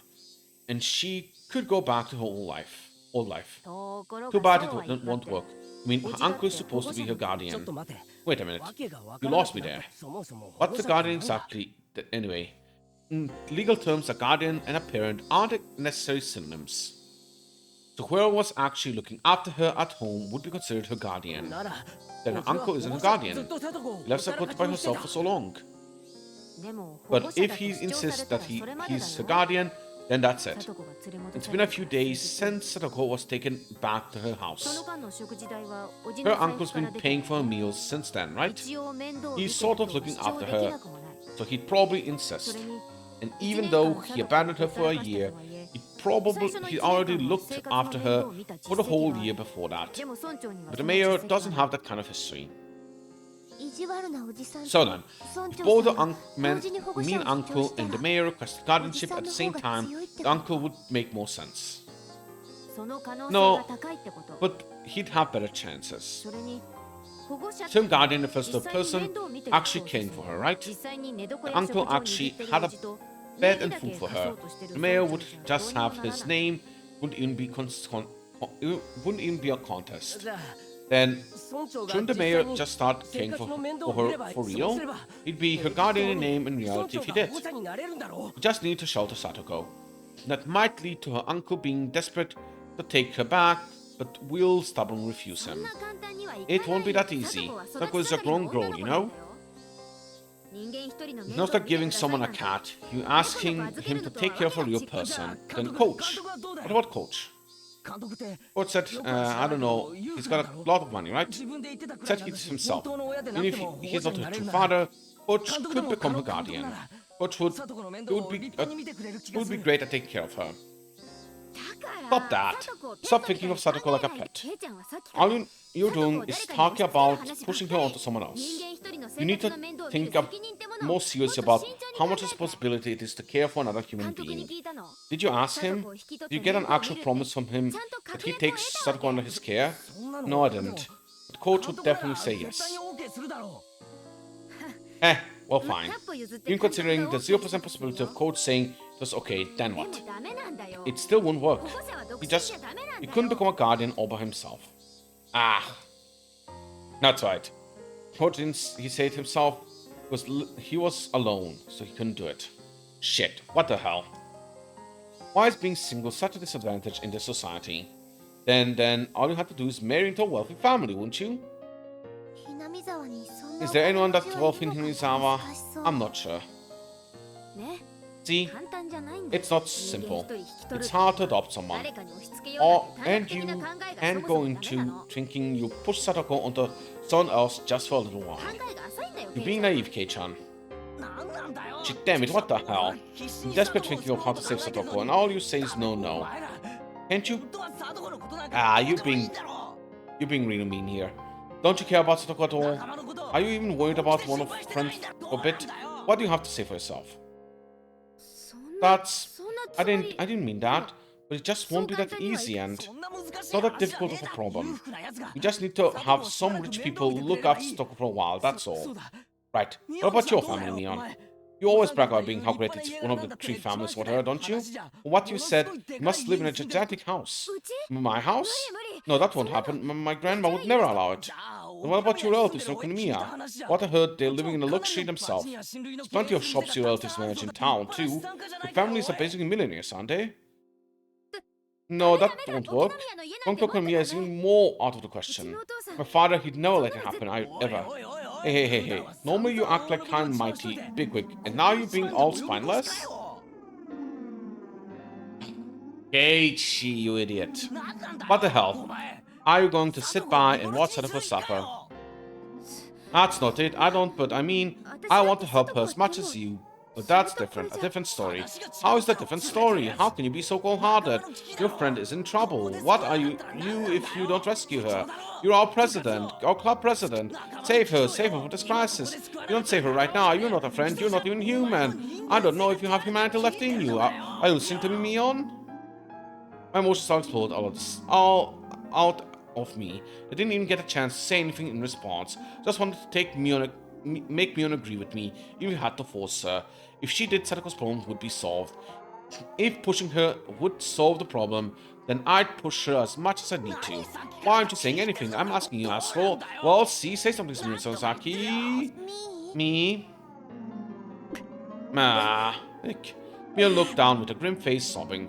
Her hands were clenched into trembling fists, and she rubbed her eyes, swiping the tears. What's what I said actually that mean? Yes! This isn't the time to cry. We're all gambling. We're in the gambling room, and we have to do something to save Satoko. And as I thought that, Rena spoke, her voice cold and incredibly calm. Keiichi-kun, if Mi-chan's family won't work, what if we look for another wealthy family? I know someone in Hiraza who lives in a nice big house. Who's that? Oh, come on. You got a splendid house and you're living in it, of all things. My family is... Your friends, right? Save her, Keiichi-kun. Mi-chan is cold-hearted after all. Since you're so considerate towards friends, you should lead by example. Just a few of you all living happily in a huge house, right? Then you probably got plenty of spare rooms. You should give a few of these empty ones to Satoko-chan. And then her worries will be all over. What's this? We're done already? Well, that was pretty quick. Okay, great, congratulations on solving the problem. Then we're done today. I'm going home, hooray. Maybe I'll go treasure hunting. I haven't done that in a while. It was so worried about Satoko until now. I didn't have to... But now that I don't feel like going to play at all, I wonder what I'll find today. How? Say something, will you? Why am I the only one talking? Say something, you bastard. Are you listening, Keiichi Maebara? Even the cicadas seemed to cower in fear. Rena, her eyes bobbing up and down at me, who had forgotten to breathe. Mion, whose face had gone completely pale, and Rika-chan, was keeping silent as if nothing had happened. The atmosphere in the classroom grew tight and stiff and petrified us where we stood. Rattle. The sound of the chair as Rena sat back down after having stood up finally showed everyone present to take a breather. Rena had shown me just how much I'd hurt Mion. Rena's scary. After a few moments, Rika-chan cut into the frozen air.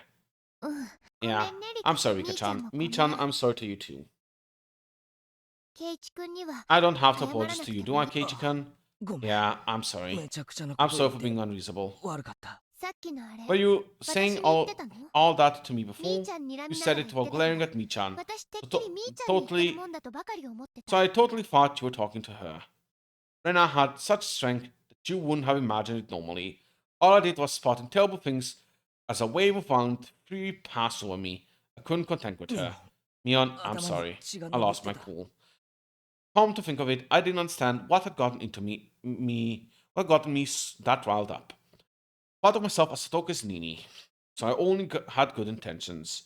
So that I'd think about it a little harder than everybody else, and yet, it's okay. You were worrying about with everything you had, but all I was saying was nothing would work. I'm sorry. I did something wrong too. Mion rubbed away the tears in the corners of her eyes with her fists and apologized as well. We bowed our heads to each other, and looked down without glancing at the other.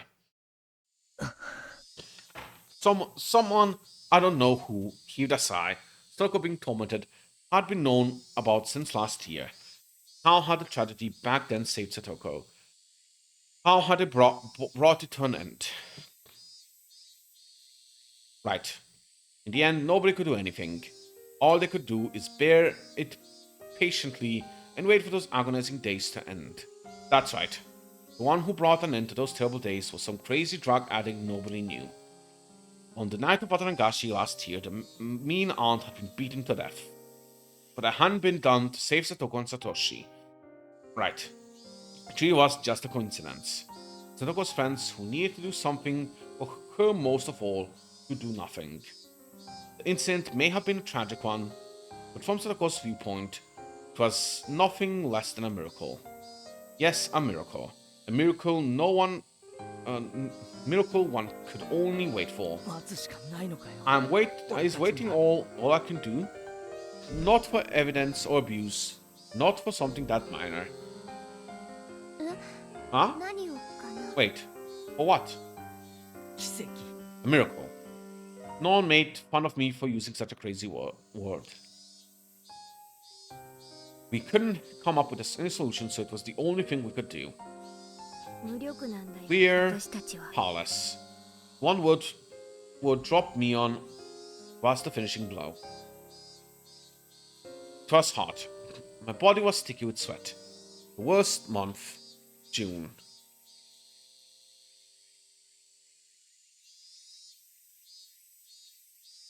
Higurashi when they cry.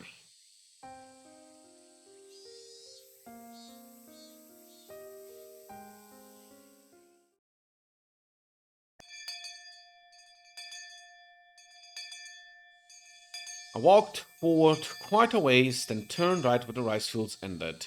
I'd never come here before, so I had no idea where to go. Got lost several times, so may have taken quite a long way around. Maybe I should have gone home and gotten my bike first. Would have made everyone else worry if I'd asked them. So I asked one of the other classmates where Satoko's actual house was. The house was originally her family's, apparently not their house and his wife's.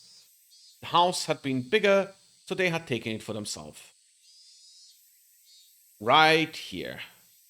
Several houses all in a line. Over there? Visiting Satoko's house, but didn't particularly intend to meet her there. I didn't mean to spy on the enemy, her mean uncle either. Maybe I just wanted to be a little close to her as her Nini. Pretty petty words, but I didn't know if they were true. If what Tomikon and others told me was right, it'd be this house. When I recognized it, my feet grew heavy. What did I come here for? My motive for coming here was absurd. When Mion said at the end that we were powerless, it made us sort of frustrated. Just wanted to do something. Anything other than waste the days away praying for miracle. That's what made what's it called? That's what made me come here, but that's all. Even if I were to witness her uncle actually tormenting Satoko, what could I do? What? Would I act like a comic book hero, punch a guy in the face, and take Satoko away with me? And then live together somewhere far away? That was ridiculous. I'm powerless. Scarlet's voices raised in chorus sounded like they were scoffing at me, as though they were saying that if I couldn't do anything and wouldn't do anything, then I should go back home. I heard a car approaching, so I got out of its way. But the car stopped right behind me, its horn honking shortly once. Annoyed, I hadn't gotten out of the way. I looked behind me, and a familiar face was looking at me through the driver's seat's window. Coach. Hello, my brother son. Unexpected to meet you all the way out here. Do you live nearby? Me being here wasn't normal. Just as I considered somehow getting him a slip, I noticed Satoko sitting in the passenger seat. Satoko? Satoko got out of the car and began unloading a lot of groceries from the trunk. I happened to run into Coach on my way back from shopping. He said he'd bring me home, so I accepted his offer. She wouldn't have been able to carry all those groceries on her bike. As Coach spoke, he pulled Satoko's bike from the back seat where they'd put it. Grocery bags were big, and there were 4 of them. They all seemed to be packed full with very heavy. Those bags 7 miles? Hey, isn't that a little far to go by bicycle? Look at the bags and saw they were filled with brim with sake bottles, snack that you'd eat with sake, and box of cigarettes. Their weight was one thing, but the contents were nothing less than luxury items. I made it thanks to Coach. He helped me. It was a little difficult going up those hills. Sadako gave Coach a smile filled with gratitude. It was incredibly awkward and even heartrending. Sadako, those groceries aren't for dinner tonight, are they? Of course not. I do not drink sake and I hate snacks. Of course, I don't smoke either. He made Sadako go to a distant store by herself on her bike, so she could buy dumb shit like this. What was the uncle doing right now anyway? He must have been working up a good sweat at this very moment if he needed to send Sadako out by herself, right? Not, then how much had Sadako suffered for no reason? I hadn't intended to voice my feelings, but they must have made it into my face. Coach might have noticed because he clasped me on the shoulder. Just then, one of the house's windows clattered open. The face of a vulgar man, the very sight of which made me immediately avert my eyes, emerged from within it. There was no self-introduction necessary. My gut told me that this was the uncle in question. The first thing out of his mouth should have been words of gratitude for Sadako. Sadako, you left the heat. You left the heat for the sake on when you left, you half-wit. I'm sorry, but you told me to go right away. Shut up. You've gone and ruined it. And it was the good stuff too. What do you do about it? I'm sorry. Sadako miserably apologized over and over, bowing again and again. She could be perfectly described as a small animal. No idea what was happening. Sadako finished shopping for all the heavy stuff that wasn't even for dinner. She only managed to come back because she ran into Coach and he drove her home. If she hadn't been found by him, she'd surely still be by herself, panting and moaning, pedaling her bicycle up that steep hill. What was with those words, those horrible, sleazy words that he said to Sadako? In what country's dictionary did it tell him to say such things to a young girl who just finished shopping? Mango, of course, wouldn't reach him. The uncle displayed no interest in me, instead shouting at Coach. Oh, if it isn't Dr. Irie. Hello, why don't you come inside too? We're in the last round, so you can get it right away. 100 yen per 1,000 points, and anything goes. No, I'll pass, thank you. I just went to Sadako and gave her a lift, is all. I'll be leaving now. Come play around. You got a lot of money, yeah? Yeah, didn't even understand what her uncle and Coach were talking about. But I knew one thing for sure. None of what he'd just said had been to thank Sadako in any way. Sadako, could you bring us the damn snacks? And start getting those beers chilled too.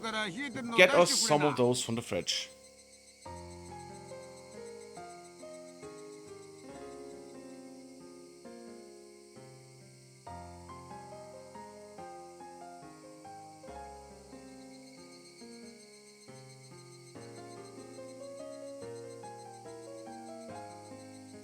Sadako could...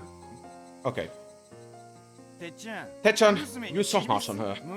She looks so sad. You should take better care of her. This is how I gotta treat her. She's been like this since she was with my bro. Spoil her and she ain't gonna listen to the damn thing you say. Shit. Whatever, it's your draw, Te-chan. Tsubaki-san declared Richi too. Sorry. What, you and Richi again, Tsubaki? It looked like it wasn't just her uncle. Some of her friends were over. Hey, wait. What was he? No. What were they doing? Flinging rude words left and right, making Sadako shopping for your beer. What were they doing? Uncle's friends came over from town. They're playing Mahjong. Told me to prepare dinner for them as well. What the hell? Mahjong? He called his friends over for Mahjong? They were too busy playing. They sent Sadako to buy them crap load of booze from a faraway store. Surprised the store even sold her that, but okay. The first thing he said to her was how she left the gas on.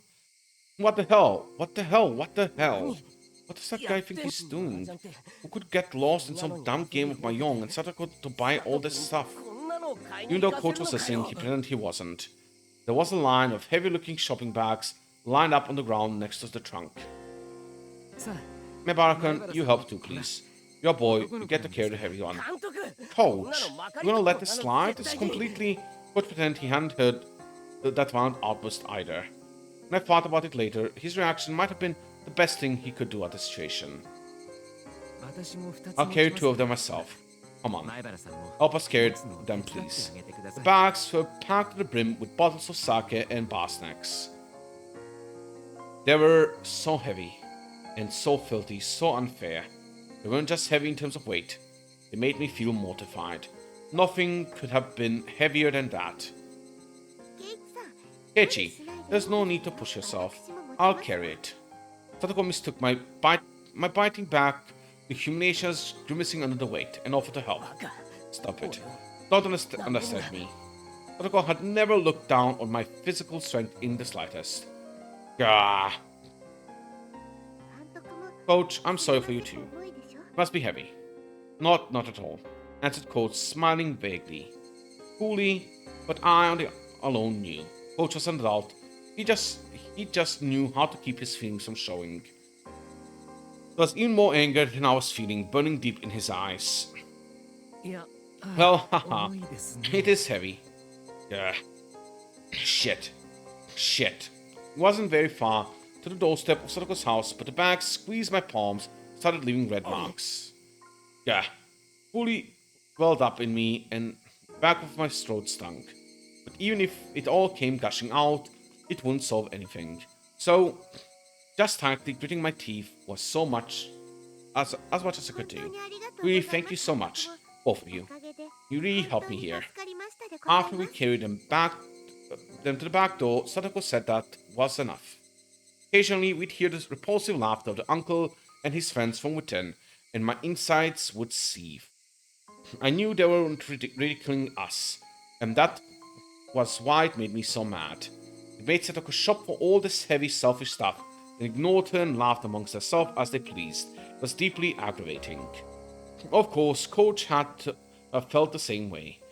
But if he had accidentally let his feelings slip into his face, it only caused Satoko more worry. He knew all that and spoke coolly as if to say he didn't care. Not at all. Happy I could be a bit of help to you. If there's anything else I can help with, please tell me. Yes, I really am happy you feel that way.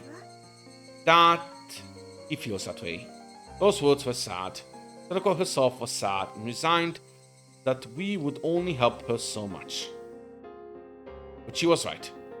No matter how much Coach or I want to help Satoko, this was as much as we could do. Felt absolutely ashamed at not having the power to help her any more than this. Burning, boiling emotions were bubbling up within me and rising into my throat. Trembling all over, I almost started to cry from my fury. Me too. If there's anything I can do, I'll help you whenever you need. Hang in there. I wanted to at least give her those trite words, saying that I'd help her whenever she needs. Yes, thank you very much. I'm happy just that you came all the way here when you didn't need to. Satoko seemed to have guessed what I was doing in a place like this. That my house was in the opposite direction from school. Alright, you should get going. They're drunk right now, so there's no telling what they'll get mad at you for. She felt guilty getting us involved after we'd helped her, because she wanted to be the only one to suffer this misfortune. That's how it looked, and it hurt. I handed my supermarket bag over to Satoko. And then I noticed the back of Satoko's hand was something that looked like a bruise. Hey Satoko, what the heck is this bruise? I knew as much as anyone else how transparent that sounded. I didn't need to hear it from Satoko to know how the bruise came to be. I just slipped onto some stairs and hit it a little. Please pay it no mind. You're lying. Coach nudged me in the back. Then he put his index finger to the mouth to chide me for being so loud. Really, thank you so much. Until tomorrow. I hope we can see each other at school. That's not it. What I'm talking about, I asked you how you got the bruise on your hand. The evening glow finally got to the point where I could see the other concealed oval-shaped bruises and traces of swelling. On her neck. On her legs. And other places too. I fell down the stairs. Ho ho ho ho. For a moment, my violent rampaging emotions were about to burst the way through my throat. I found my mouth being tightly clamped down on. God was pressing down on my mouth from behind, wrapping around me tightly with his hands. Because of that, I couldn't say anything. I could only groan. Which I did. That was all I could do. I needed to expel all this magma sitting deep within me. Because otherwise, I'd surely explode into a million pieces that very moment. So I groaned. I groaned from my mouth. From my whole mouth. While heat fell in drops from my eyes. I groaned and groaned. I groaned to the point of exhaustion. Wrong, honestly. I lost absolutely everything out of myself. Even having lost my voice, I was still wringing it all out. I understand how you feel. I really do, my brother-san. Please, just endure it for now. Please, I'm asking you, my brother-san. Endure it for now? Then what? Then? What would happen to her, to Satoko? Her body and her mind were wounded, and she was being made to suffer like this. Can you not even let me howl in vain at this? Is that it, coach? Are we powerless? So powerless that we can't even fucking scream from the bottom of our hearts?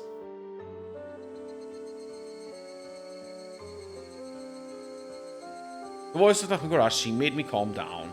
I didn't know how long it had been. Satoko abruptly gave me a slight bow. Thank you very much, Keiichi-san, Satoko. You look a lot like my real Nini just now. My real Nini may not be here anymore, but I have another Nini named Keiichi-san. Yeah, you got it. I'm your Nini. And when you're in pain, I'll help you no matter what. Your Nini will rescue you for sure. Soshi Hojo, you fucking idiot.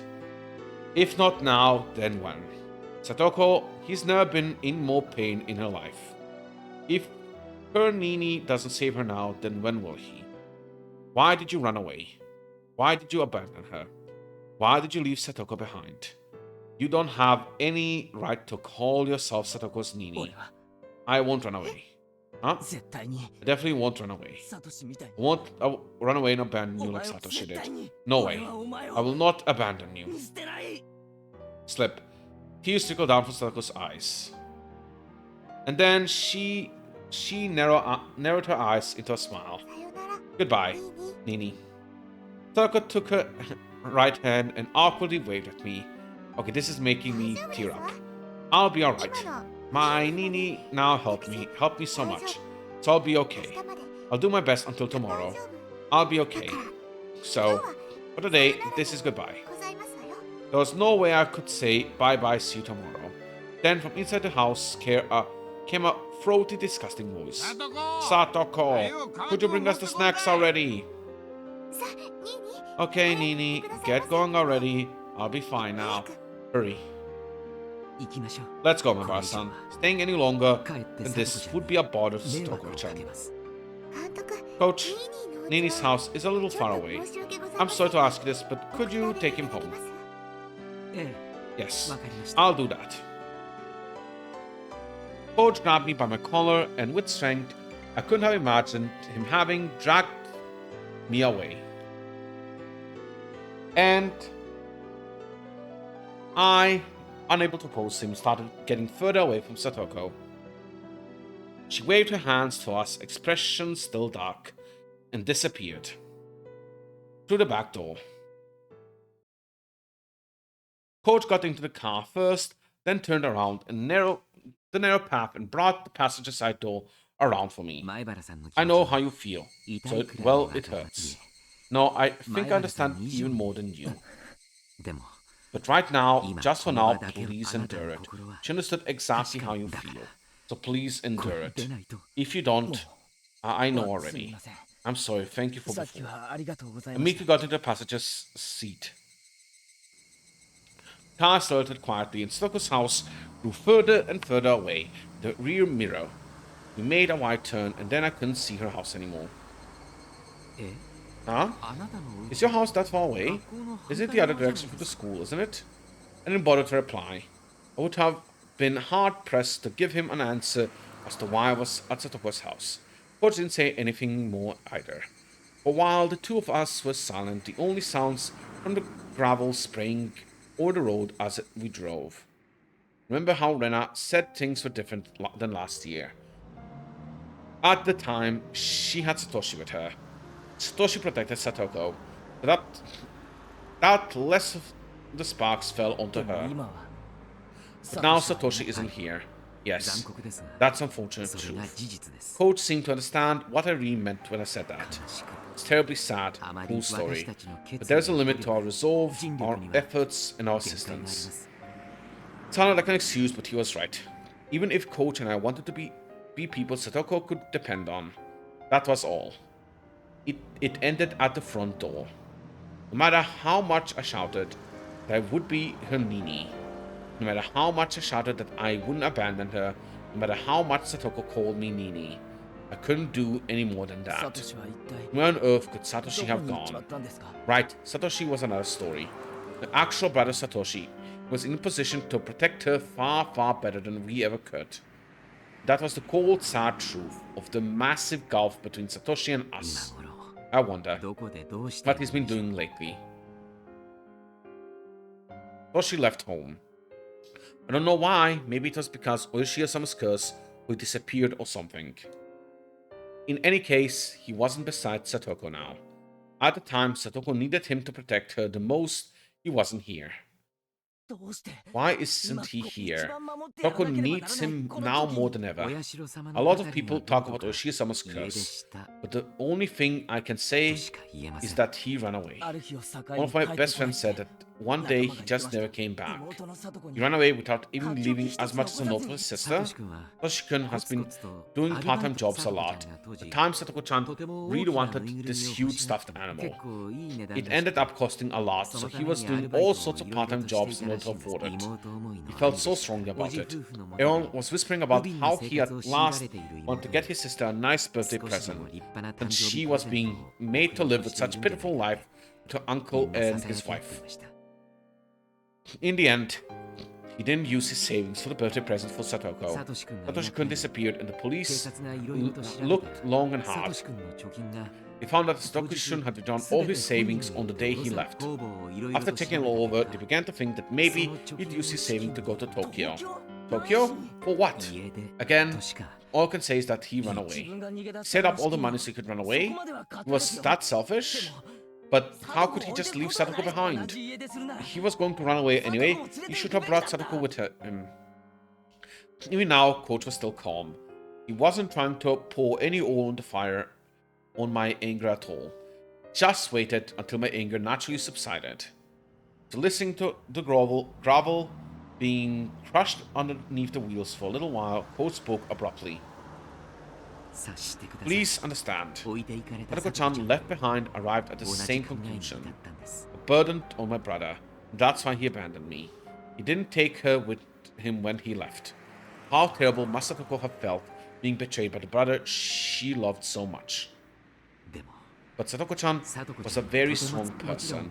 Of course, she had the support of the close friends too. That's how she regained her smile.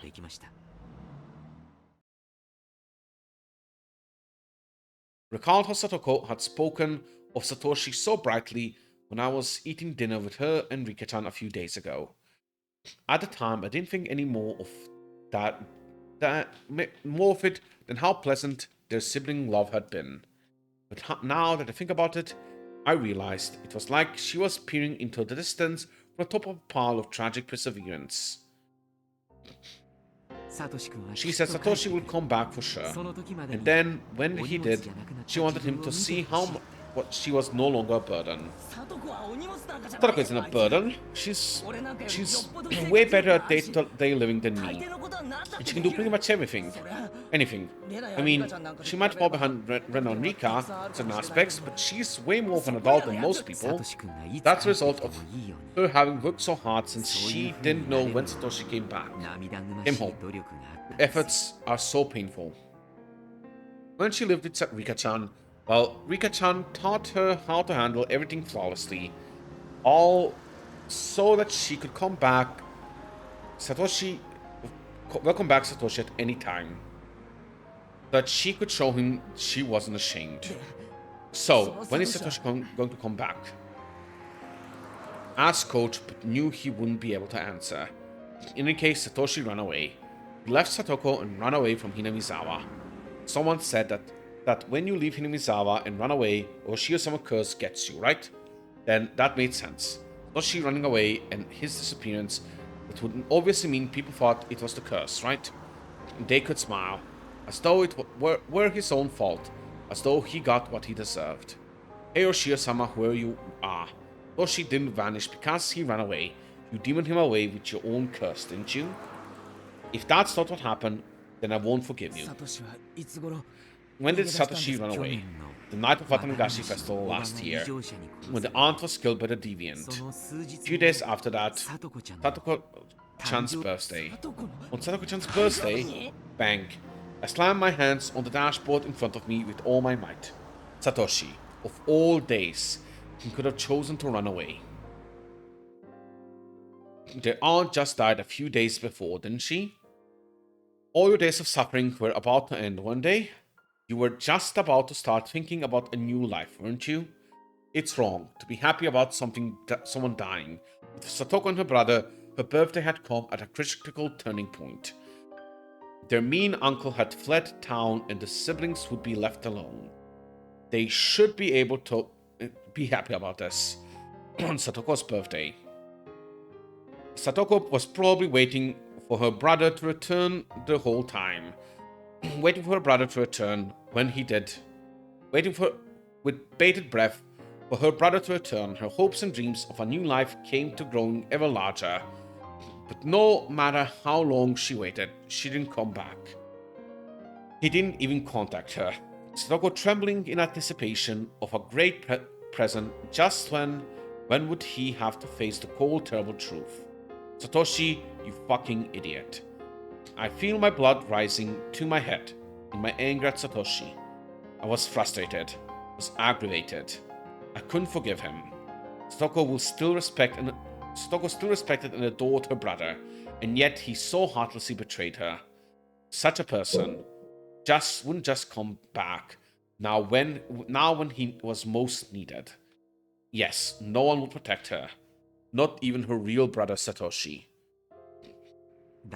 So, when she started to see you as her Nini, I was happy. Huh? Prayed for Satoko-chan's happiness as well.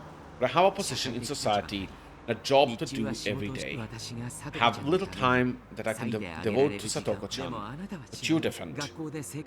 You go to school with her, you're close with her and Satoshi-kan in age. I know you think you can only do so much, but you're in a position where you can give Satoko-chan a hand much better than I can. So I want you to help her enough for both of us. That's what I wish for.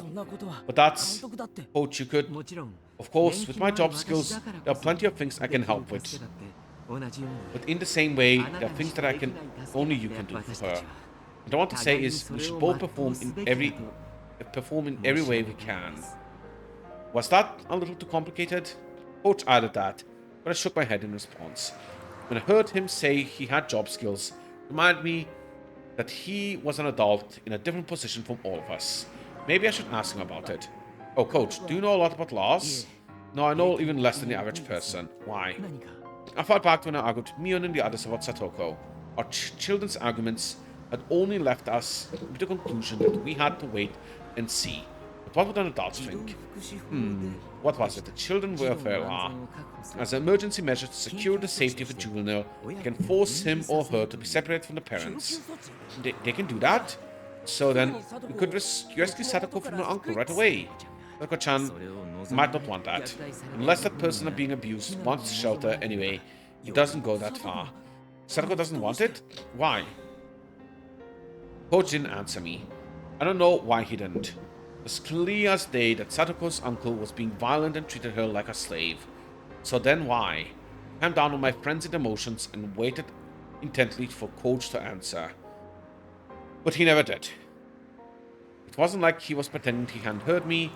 If I had to say, it was more like he wanted to explain but couldn't put it in the right words. Sadako-chan probably thinks of this abuse as a trial. Trial? There's some kind of weird religion we're talking about? You might not know about this, but Satoshi always looked out for Satoko-chan.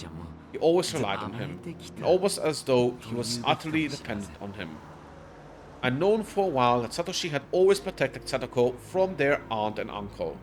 But that was his duty as an older brother, not something to worry about. I think this might have traumatized her. Maybe she figured that depending so heavily on her brother made him hate her. And for Sadako, the current situation was retelling of the story of a little over a year ago. But this time Satoshi wasn't here. If she wants to overcome this trial without relying on anyone else. And if she doesn't grow strong, then Satoshi-kun will never return. She thinks something like that now. Or so I believe. Now that he mentions it, Sadako had never said a word about it being hard. How hard it had been before. Figured she was being threatened not to talk about it. But I talked to everyone and we were worried. We should report it to the Child Consultation Center. I have heard. The social worker was visiting Satoko-chan last year. Yes. In the end it said to wait and see. We thought maybe that made her get tormented even more. That was apparently Satoko-chan reported it herself. And as a result, the abuse worsened, but was kept just out of sight. She was under even more torment, and the burden on Satoshi-kun for protecting her rose considerably. Huh? Could Sadako? She could be thinking it's her own fault for reporting it. Would she? Coach nodded quietly. Sadako-chan would probably either hate it, she was just reporting the abuse, or feign courage and say you don't need to. And if you reported it in secret, she probably insisted to the social worker that she wasn't being abused. Sadako always acts tough and doesn't readily admit defeat. So I could imagine that easily. And the Child Consultation Center has an enormous authority in these matters. They can take emergency measures without needing any permission from a court or even the concerned child. If the abuse was known to the public, they could forcibly shelter her away if she denied it. For Sadako-chan, that would probably mean losing. This isn't about winning or losing, it's real life. Satokoshi is back on topic. After they place her under the protection, she would be sent to a child care institution or the like. She would basically be living there, so it would mean moving away. And with the change in residence would come a change in the schools too. That, changing schools, it has to be done. That's what it will take for her to be safe. Sadako-chan understands all those things. All the more reason for her to not want it. Why? Because Sadako-chan's reason for living is to wait at the house for Satoshi-kun to return. She was a husk, an empty shell, being abandoned by her brother. How did she find her reason to live? Try looking at it from Satoko's point of view, rather than your own.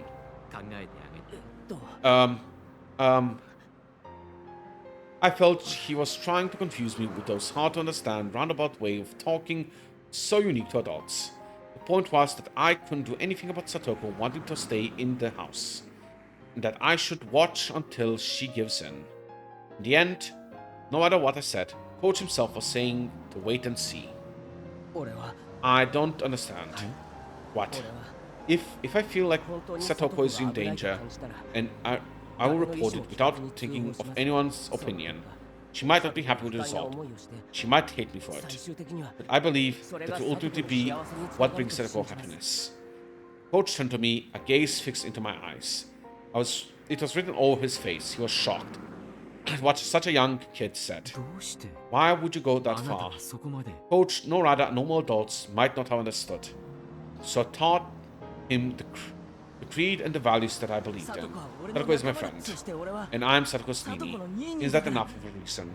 I stared at him, a will strong and unbreakable as steel, as his eyes betrayed a tiny bit of unrest. No, of course, that's enough. We were silent for a little while, until finally Coach said only that. Didn't we make a promise? I'm sorry, what? That we weren't going to ever let Sadako cry. We made a vow on the day of the barbecue party. I don't think about it hard at all, but Coach and I had made a promise that we wouldn't ever let Sadako cry. Coach gave a dry grin of regret, immediately apologized for not remembering. One way or another, When he grinned like that, it made me think that his enthusiasm for saving Satoko was a tiny bit smaller than mine. He lightly hit the brakes, making a skidding noise, and my whole body suddenly fell forward. ひょっとして Could that be your house there? Oh, right, Mibara-san would live at the Mibara residence, wouldn't 前 he? 原さんのお家だったんです Before I knew it, we were almost at my house.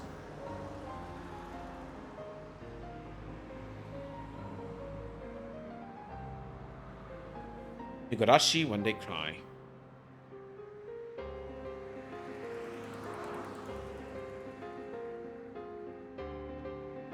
Yes, that's the end. Let's read the case file, and then I am off.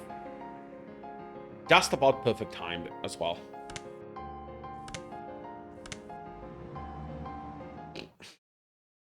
Case 31. December 1st, 1981. Prefecture Juvenile Welfare Division report. Do not view, do not duplicate. Case 31, November 20th. Sadako Hojo, X years old. Residence Hinamizawa Village, Shishibone. Consultation circumstances. Anonymous telephone SOS of child abuse.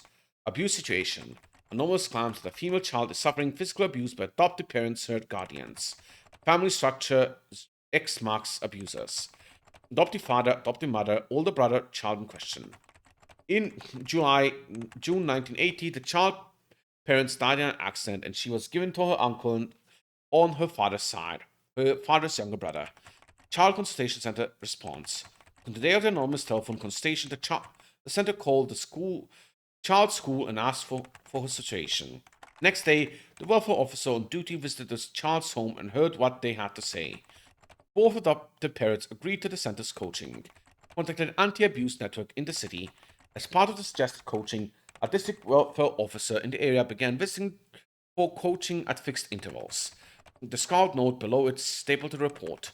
Great information for the officer, Mr. W. Refer to 1977 document D2 3 number 44. Ask Chief Investigator F from City's Education's Consultation Officers. He is well informed about it. That's all. And I'm calling it here. Went longer than I should have, probably gone, because I had something to do, but oh well. I'll still manage it somehow. At least to manage the 3 chapters I usually want to do. It wasn't even 3 that long chapters. Phew. So, calling it here. Next time, next Saturday, we continue with this. Sunday, we might even finish it, kind of adopt it, but we'll see. See you all next time.